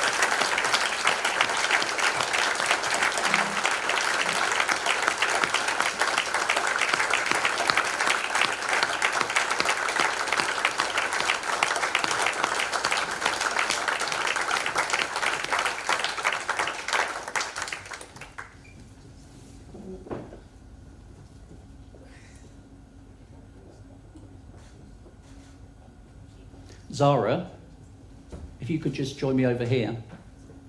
We've got a little surprise for you. There are a few people who wanted to say something. So I'm Louise. I live in Bishop Stortford, down by Grange Paddocks, and I have been a volunteer with Age Concern and now Operation Community for about the last year and a half. My name's Lisa. I'm volunteer manager here for Operation Community. I volunteered in lockdown in April. I wanted to be part of the community and help support vulnerable people. So my name's Megan Kirvin and I'm a captain in the Salvation Army. So that means that I've completed at least 5 years as an officer. So my name's Simon Marlowe. I'm a social prescriber working for the local primary care network, which is the surgeries in Bishop Stortford, Much Haddam and Sawbridgeworth. I think initially we were set up as an emergency response, and Zara and the team that she had did amazingly well given the short amount of time that they had to respond to it. So I think when a more central team became involved, it provided us to put policies, procedures and a framework to what was already happening and just be the backbone of it, really, to be able to support the volunteers to go out and help the community. Well, I think it was hard to not mention Zara when I was saying about how it had all come together. And from my perspective, so as a Salvation Army we were doing the shopping, but when we look at our membership, actually there's a lot of them that were shielding. So it was I had a really bad habit of talking about we, but all the time actually it was an I. And so from my perspective, I'd started off with sending out 30 letters to my members, and then I'd sent out perhaps 100 leaflets to the sheltered housing, and then all of a sudden I was part of this town-wide project, which if you wrote it down on paper seems like absolute madness, but it never felt scary because of Zara's input. And I think every time it escalated to a point where you thought, I can't manage this anymore, she would pull in a resource or a person or a skill or something that actually relieved that from you. When I joined the day centre, Age Concern, in February 2018, it was immediately obvious to me that Zara and Mandy are completely the heart of this community. And frankly, it's amazing what they managed to do with the limited budget that they have here, and this place would not run without them. And then obviously COVID came along and Zara completely stepped up, and in my opinion, she's a superwoman.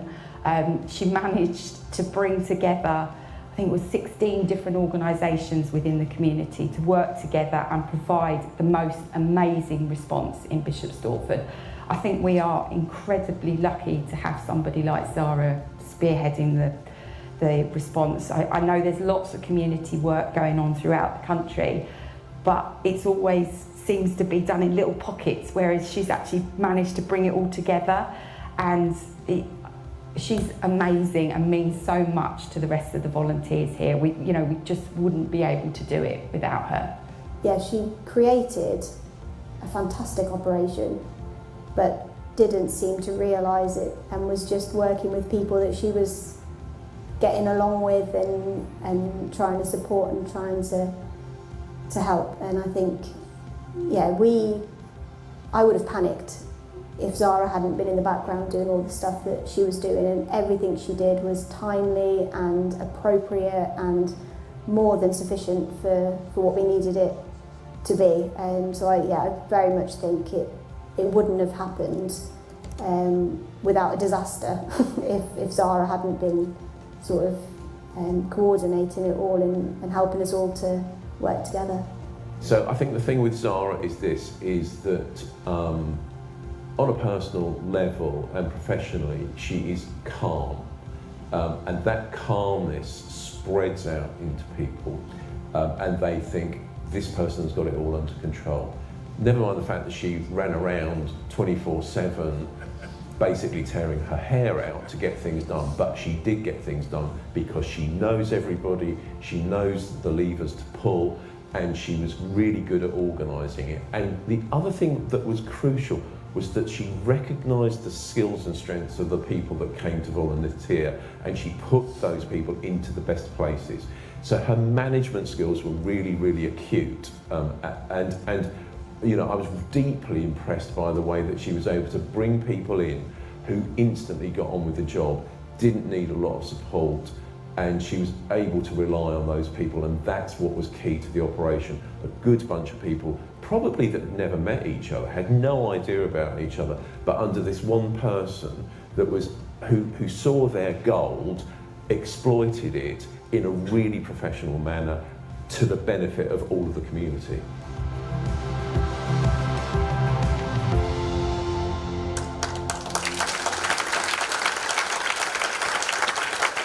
Ladies and gentlemen, Zara needs a tissue, so can you give her a massive, sustained round of applause as she makes her way back to the table. And Emily, thank you very much on behalf of Stansted Airport.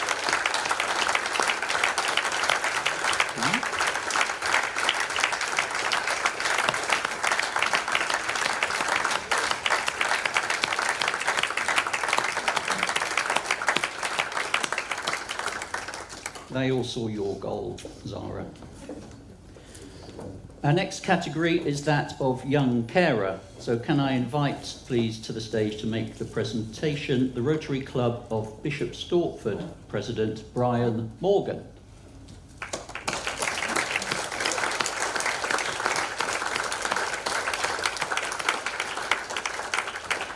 Our young carer winner is Cameron Kephalis, a Year 9 pupil, awful glasses, a Year 6 pupil at Manor Fields Primary School in Bishop Stortford.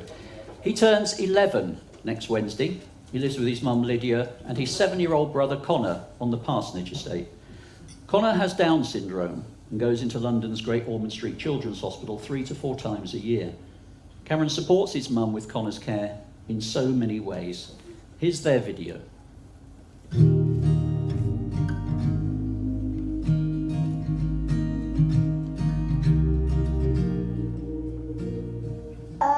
I am Cameron and I am 10 years old. But when Connor was born, he was born with a rare illness it's called Down syndrome, and it makes it so it's incredibly hard for him to learn and just for everyday life. And over the years that he's been alive, he's got so much more than just Down syndrome, like jumping syndrome, which is, I think, even rarer than Down syndrome. And he's like a 1 in a million. Like, there's hardly any chance of another person as sick as Connor to be alive. And it's really hard having him as a brother sometimes, because he goes in hospital a lot for a long time period. And once a few years ago, he was in hospital for 6 months, and he came out on Christmas Eve. So yeah, that was also hard. Sometimes I help out. So in the mornings, Connor has to have this feed where it goes through a tube into his stomach, and I do that every morning for him. No. Yes, in your stomach. And I also help out where I have to sometimes take care of Connor when my mum is making dinner, and he has to have carers because I do a lot of clubs in the week, and Connor and my mum has to drive me there, and Connor can't be here by himself, so he has to have a lot of carers, which is sometimes an issue to be getting them. Well, when I found out I was nominated by 3 people, I was really surprised, because that is a lot of nominations for these awards. And I was really excited also when I found out the votes. So one of them was my school head teacher, and one of them was from this school that Connor used to go to. The thing is that place that nominated me, it has a lot of disabled people in it. So, and it's got lots of young carers, and I was the one that got picked, and I'm really proud for that.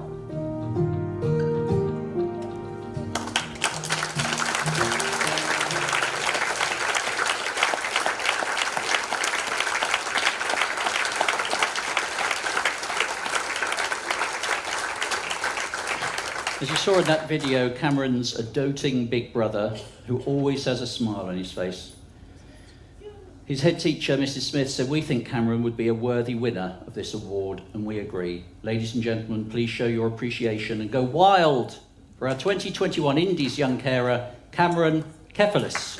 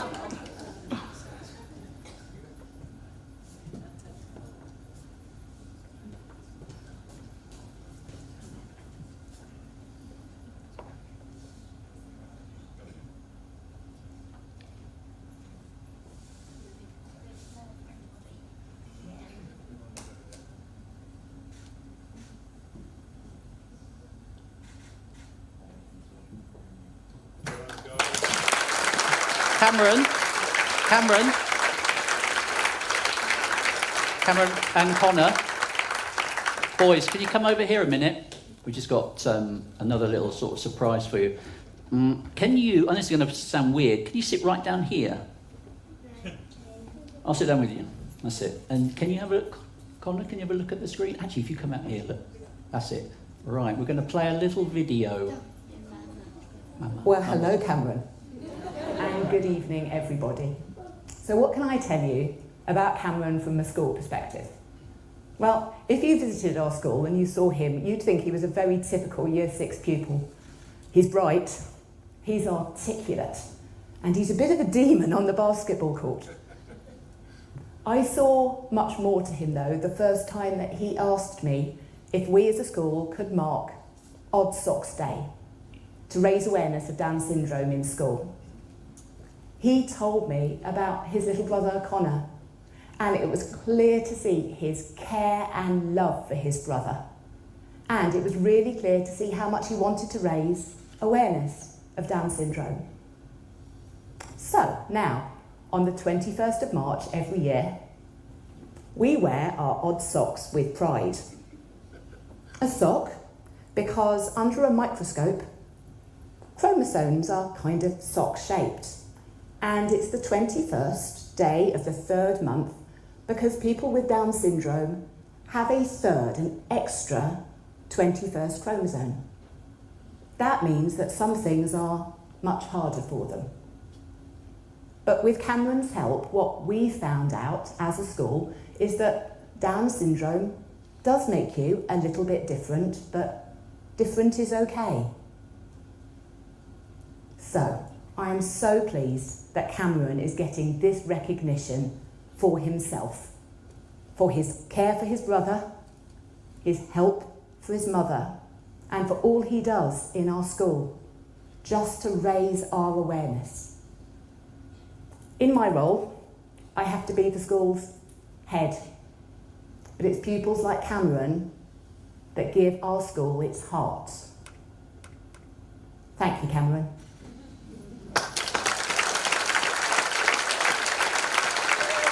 Well done, boys. That's it. You can return to your table now.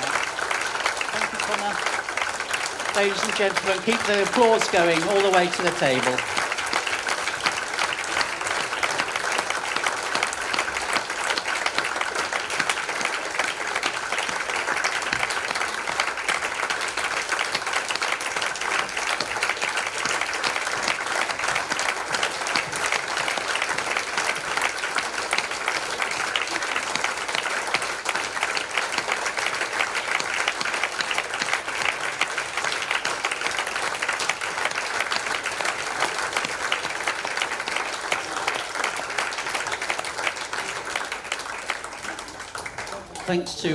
Thanks to South Mill Arts and to Golf World Stansted and to Ace of Lanes and to Bishop Stortford Bib. We put together a little prize package for the family.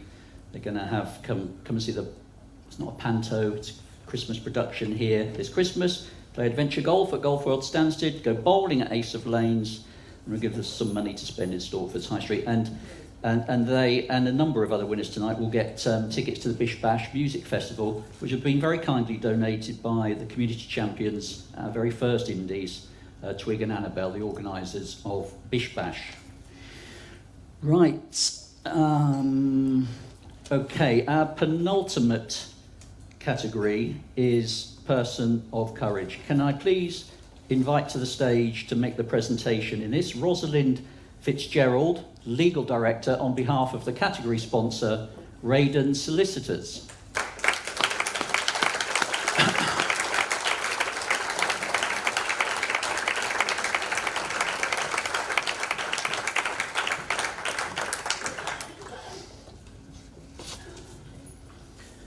Beth Purvis, wife, mother, daughter, sister, close friend, horse lover, graduate, lawyer, stage 4 cancer patient, campaigner for better diagnosis of bowel cancer. Beth grew up in Little Hallingbury and attended primary school at St Nicholas and secondary school at Felstead. She moved to Stortford in her early 20s and then to Elsenham 10 years ago. She qualified as a lawyer after taking an Open University law degree. Beth was initially best known to thousands of women locally as a founder admin of the Bishop Stortford Mummies Village Facebook page. But it was as bowel cancer campaigner Bowel Warrior that she would become known to thousands more nationally. Beth was slim, fit, a healthy eater and just 37 when she was diagnosed with stage 3 bowel cancer in September 2018. 5 months after an emergency trip to hospital, A&E, and almost 2.5 years after she had first visited her GP, who reassured her that her increased constipation and blood loss, with which she had lived since pregnancy, was probably just a bit of IBS. The month after her diagnosis, she underwent an operation to remove a bowel tumour, and approaching Christmas 2016, she started 6 months of chemo. By November 2017, the bowel cancer had progressed to stage 4 and spread to her lungs. And on the eve of her 10th wedding anniversary, she was told that it was inoperable and incurable. The following year, she started and then halted a course of chemo and underwent operations on both lungs. And by March 2019, scans revealed she was clear of cancer in her lungs. Beth started her no-holds-barred bowel warrior column for the Indie in May 2019 as part of her mission to raise awareness of this devastating yet curable disease, the 4th most common cancer but the 2nd deadliest. She was featured on BBC Radio, ITV News and in national newspapers. She wrote, "The reasons I started writing about living with stage 4 cancer were many. Mainly, though, I wanted to help others in my shoes, not to feel so alone. To know there were others experiencing the same things and also to raise awareness, particularly of bowel cancer in younger people. Bowel cancer is still considered an older person's cancer, but is increasing in younger people and no one knows why. It also seems to be more aggressive in younger people." In May last year, Beth revealed that the cancer had spread to her brain and that she would be ending her Indie Bowel Warrior column to put her family first. In a one-off column in January of this year, she wrote, "I've been really lucky. I've had so much more time than expected. Now I'm facing the fact that I really could be running out of time, although I'm still hoping for miracles. I'm not giving up yet, but I do need to be realistic. I need to make sure I leave as much of me for Richard, Joe and Abby to connect to when I'm gone. Letter writing, video recording, simply spending as much time as possible with them while I still can, and for us to both laugh and cry together. This is most important. This is what I will be focusing on going forward. My family is my priority." Early on the morning of Saturday, June the 26th this year, just 5 days after her 42nd birthday, Beth died peacefully in St Clair Hospice, where her family and her closest friends had been able to say their goodbyes. She left husband Richard, the love of her life, 13-year-old son Joe, who attends the Bishop Stortford High School, and daughter Abby, 11, who's at Hearts and Essex. She also left 2 brothers, a sister, and her parents. Beth was a close supporter of the charity Bowel Cancer UK. She played a huge part in their Never Too Young campaign, working with them on issues particularly affecting younger patients diagnosed with the disease. Chief Executive Genevieve Edwards wrote, just 2 days after Beth died, she helped to raise vital awareness at every opportunity, speaking with raw honesty about her own difficult bowel cancer journey. Last year, she spoke to BBC TV newscaster George Alagaya during one of Bowel Cancer UK's videocasts about how the pandemic had impacted her treatment. An operation she was due to have to remove a tumour from her lungs was cancelled at the last minute because of the risk of coronavirus, and Beth was then told the cancer had spread to her brain.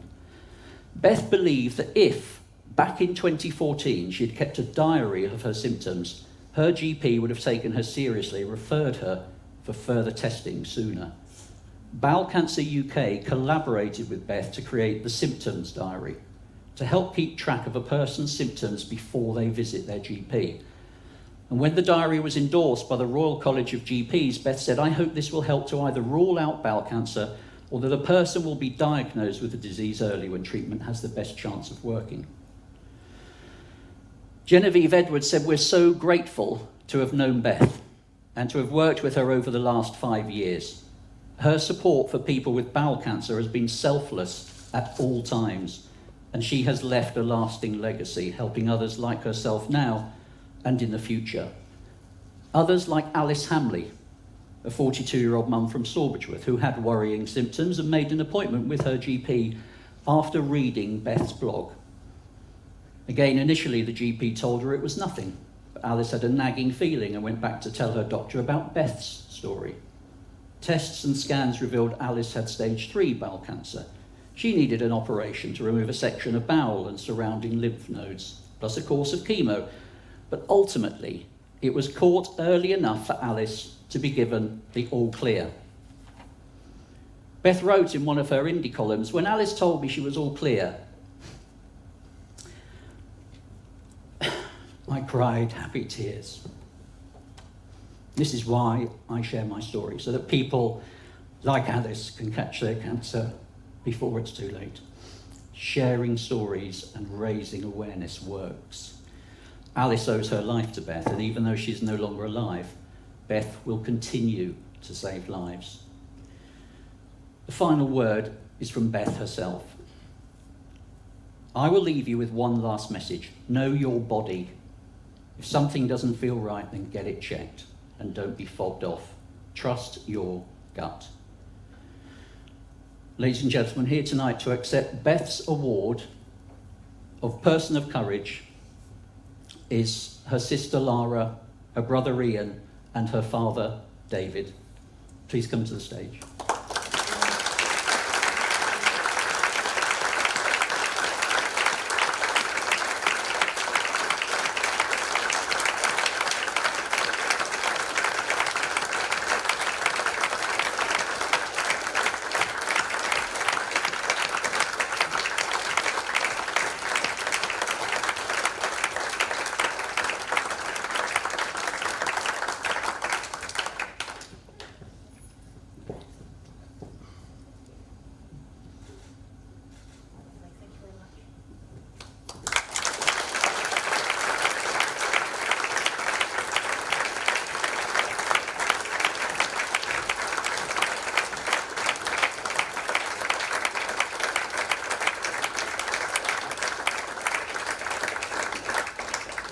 Our final category is that of Unsung Heroes, sponsored by Genmar IT. Can I invite Director James Moore to come to the stage to make the final presentations this evening, please?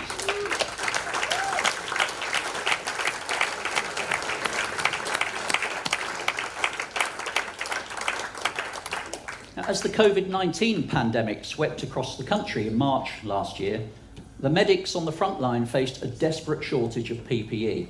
That crisis prompted a can-do response from Birchwood High School's Science and Technology team. With students stuck at home, teachers at the Parsonage Lane Secondary used their skills to create safety visors for staff at the town surgeries. They whipped up 10 prototypes for inspection by staff at the Church Street practice, who enthusiastically approved. And those samples were the start of an improvised production line soon capable of churning out more than 800 a day. Here's a video featuring Team PPE.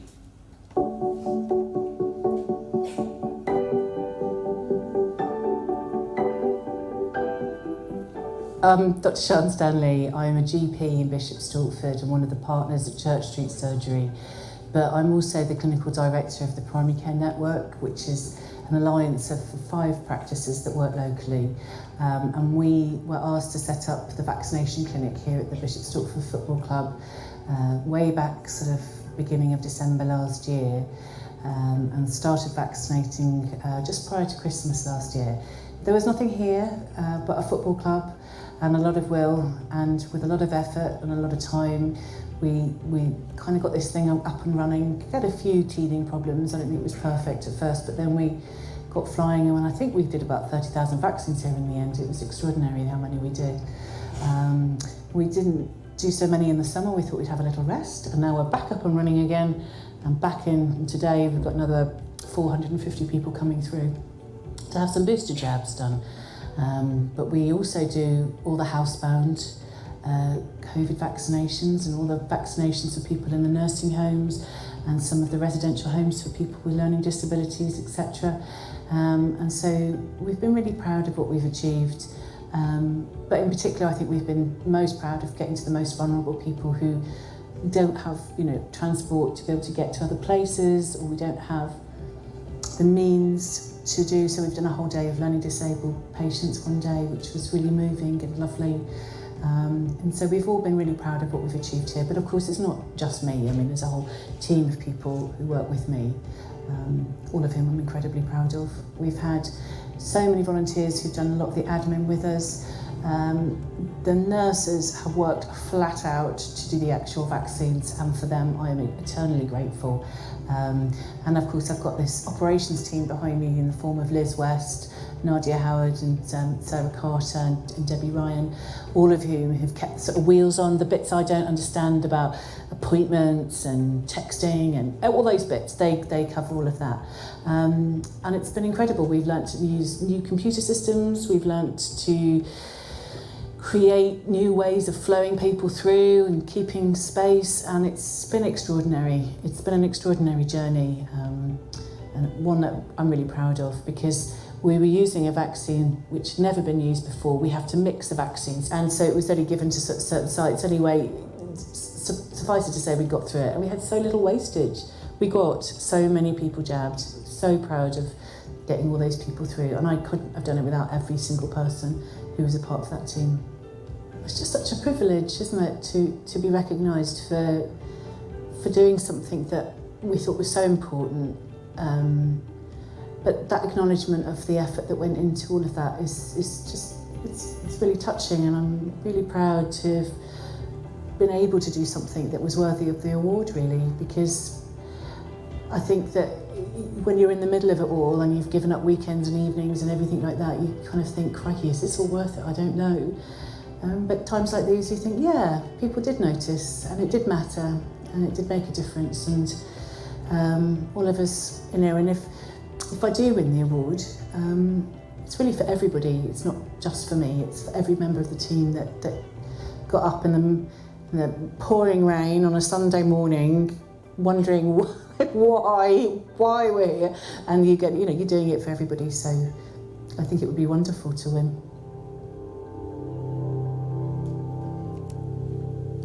You might have noticed a glitch there in the proceedings of the ceremony. Obviously, Sean's very keen to get home to watch Naked Attraction. We're not going to steal Birchwood High School team PPE's thunder. Going just back to their story, their production line was run by Birchwood's head of technology, John Stevens, his colleague, Roger Newman, fellow teacher, Charlie Maud Munro, science technician, Kay Farrell, and design and technology technician, Paul Osborne, with help from various children. After they exhausted their school supplies, they set up an appeal to raise money for more materials and raised thousands in double quick time so that they could protect hospital staff, community midwives, police, fire and ambulance services, care workers, and even prison officers. John and Roger also shared their design not just across the country, but across the world. And the team's outstanding efforts won them spots on TV and radio and the enduring gratitude of our community. In the end, they made something like 12,300 items of PPE. Ladies and gentlemen, our highly commended unsung heroes are Birchwood High School's Team PPE. Give them a massive round of applause.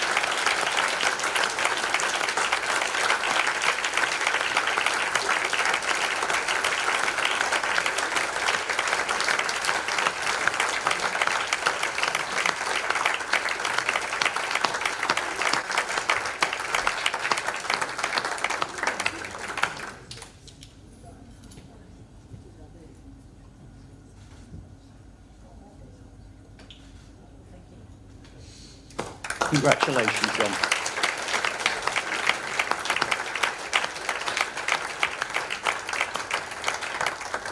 And now on to our winner.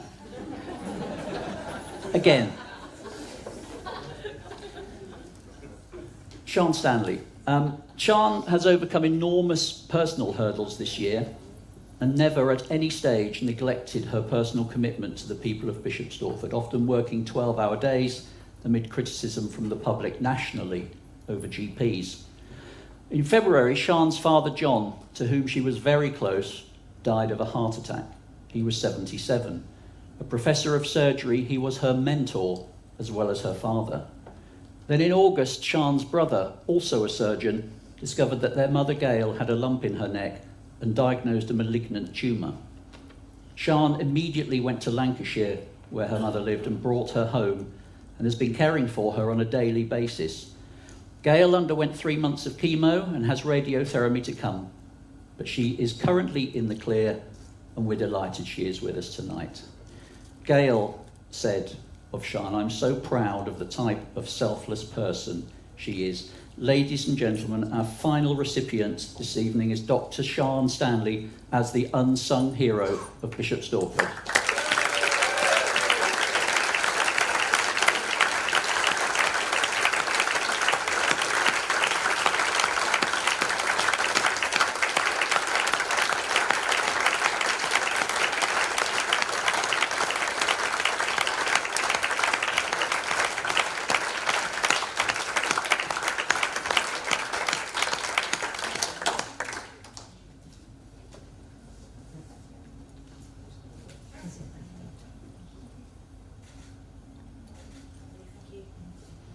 Sean, before you go, can you come over here, please?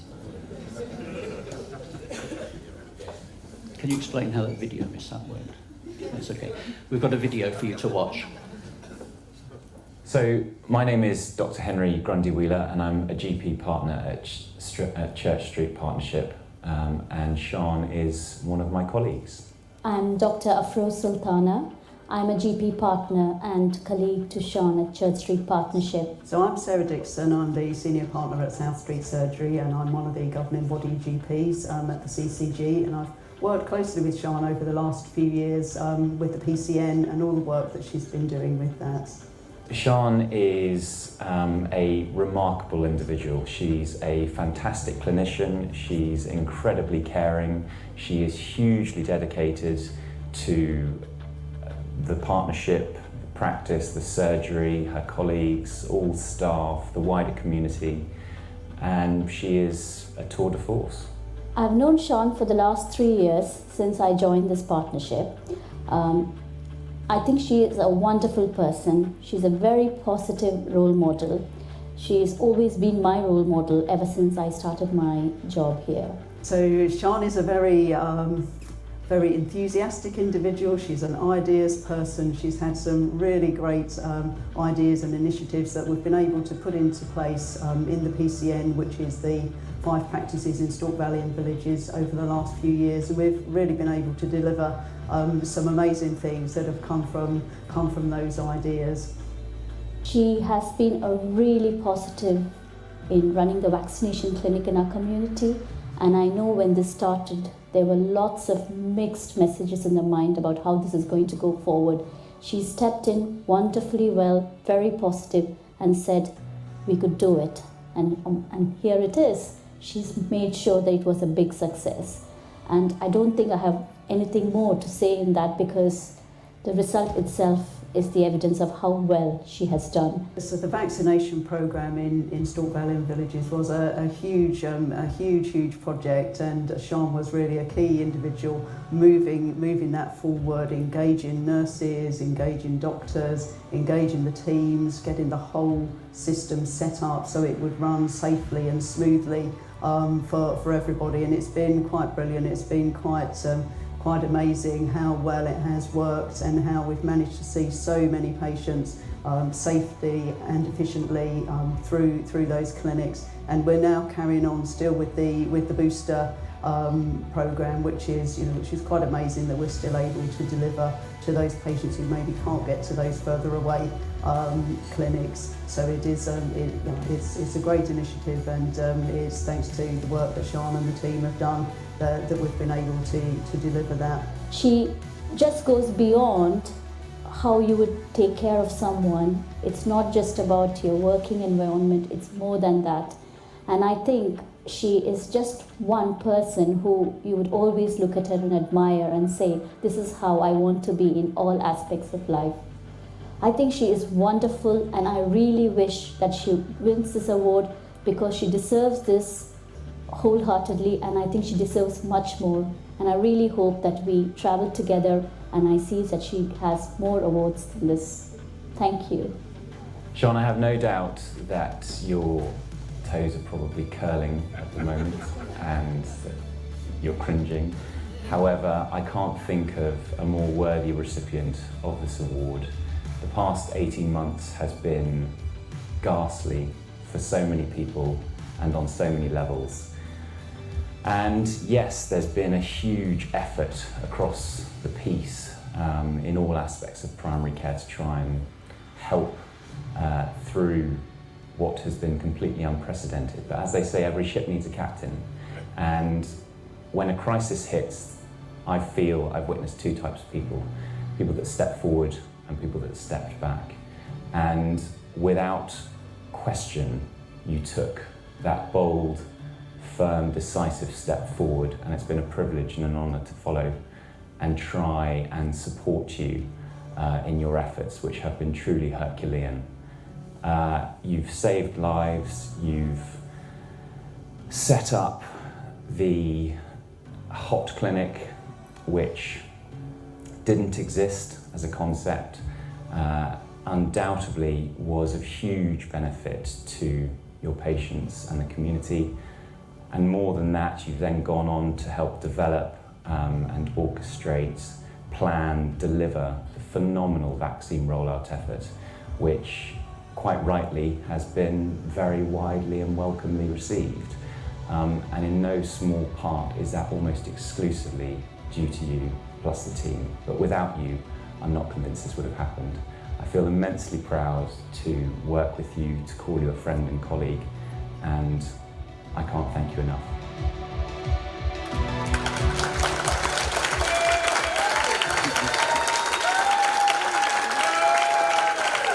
A lot of pay rises coming.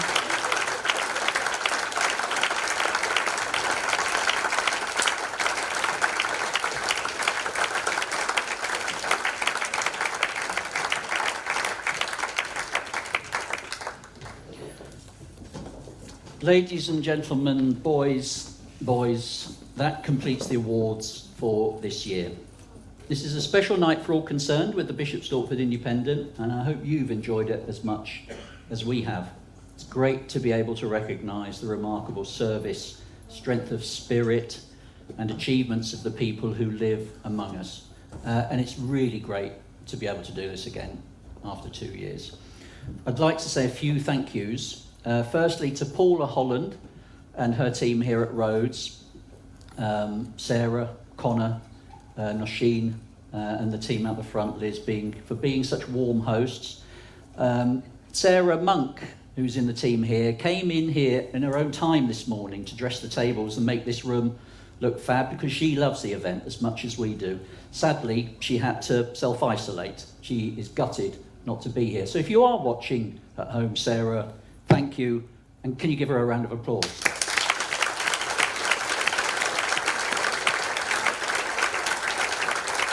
I'd like to say thank you to James Garrett and his colleagues Alex and Sam at HNE Media for their great videos and audio-visual input, and especially to James, who gets through as much midnight oil and candles as me, because he also loves doing this event.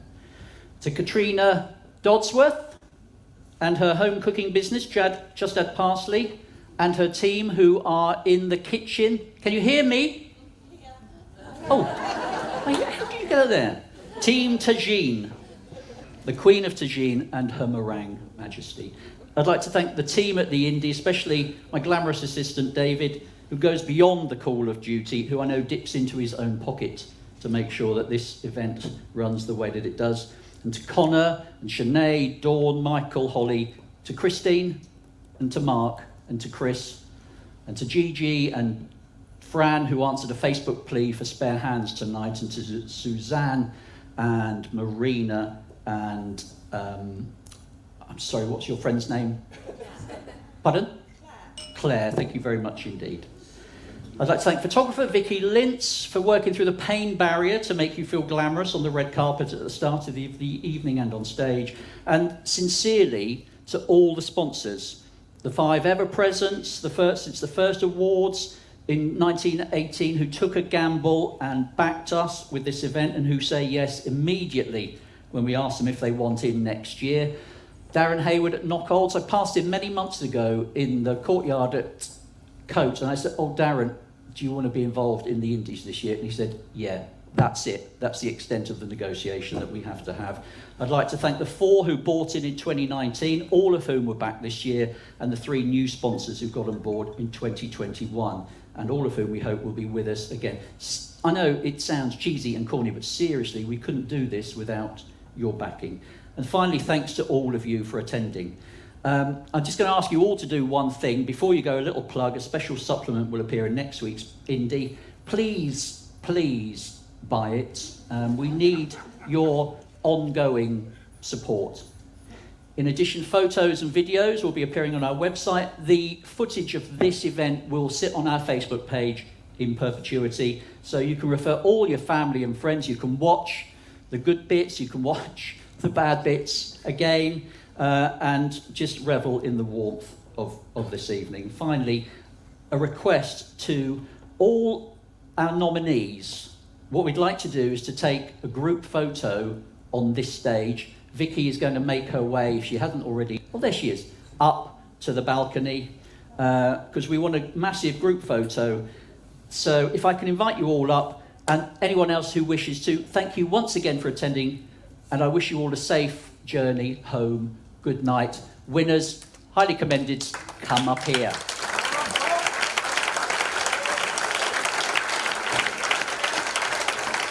Go to the bar.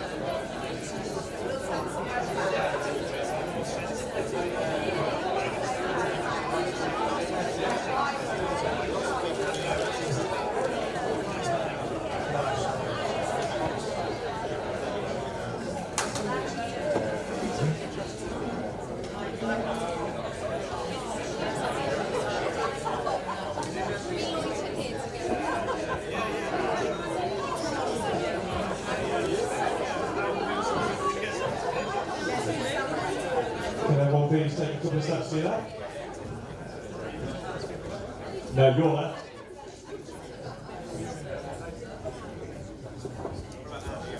And then a couple of steps forward as well, please.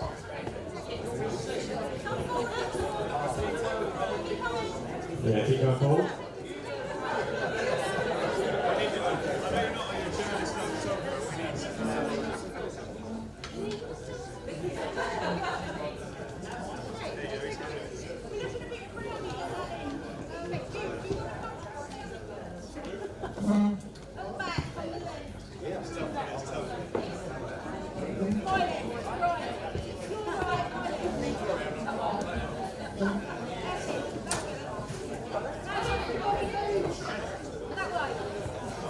Everyone a couple of steps more to your left, please.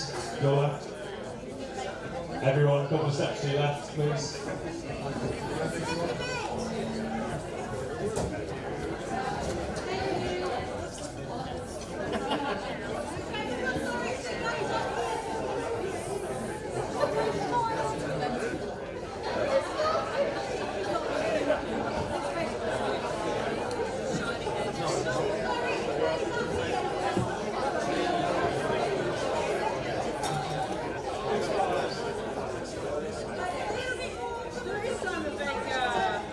So looking up here a little more, please.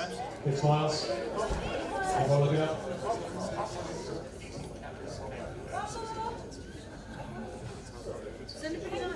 Thank you.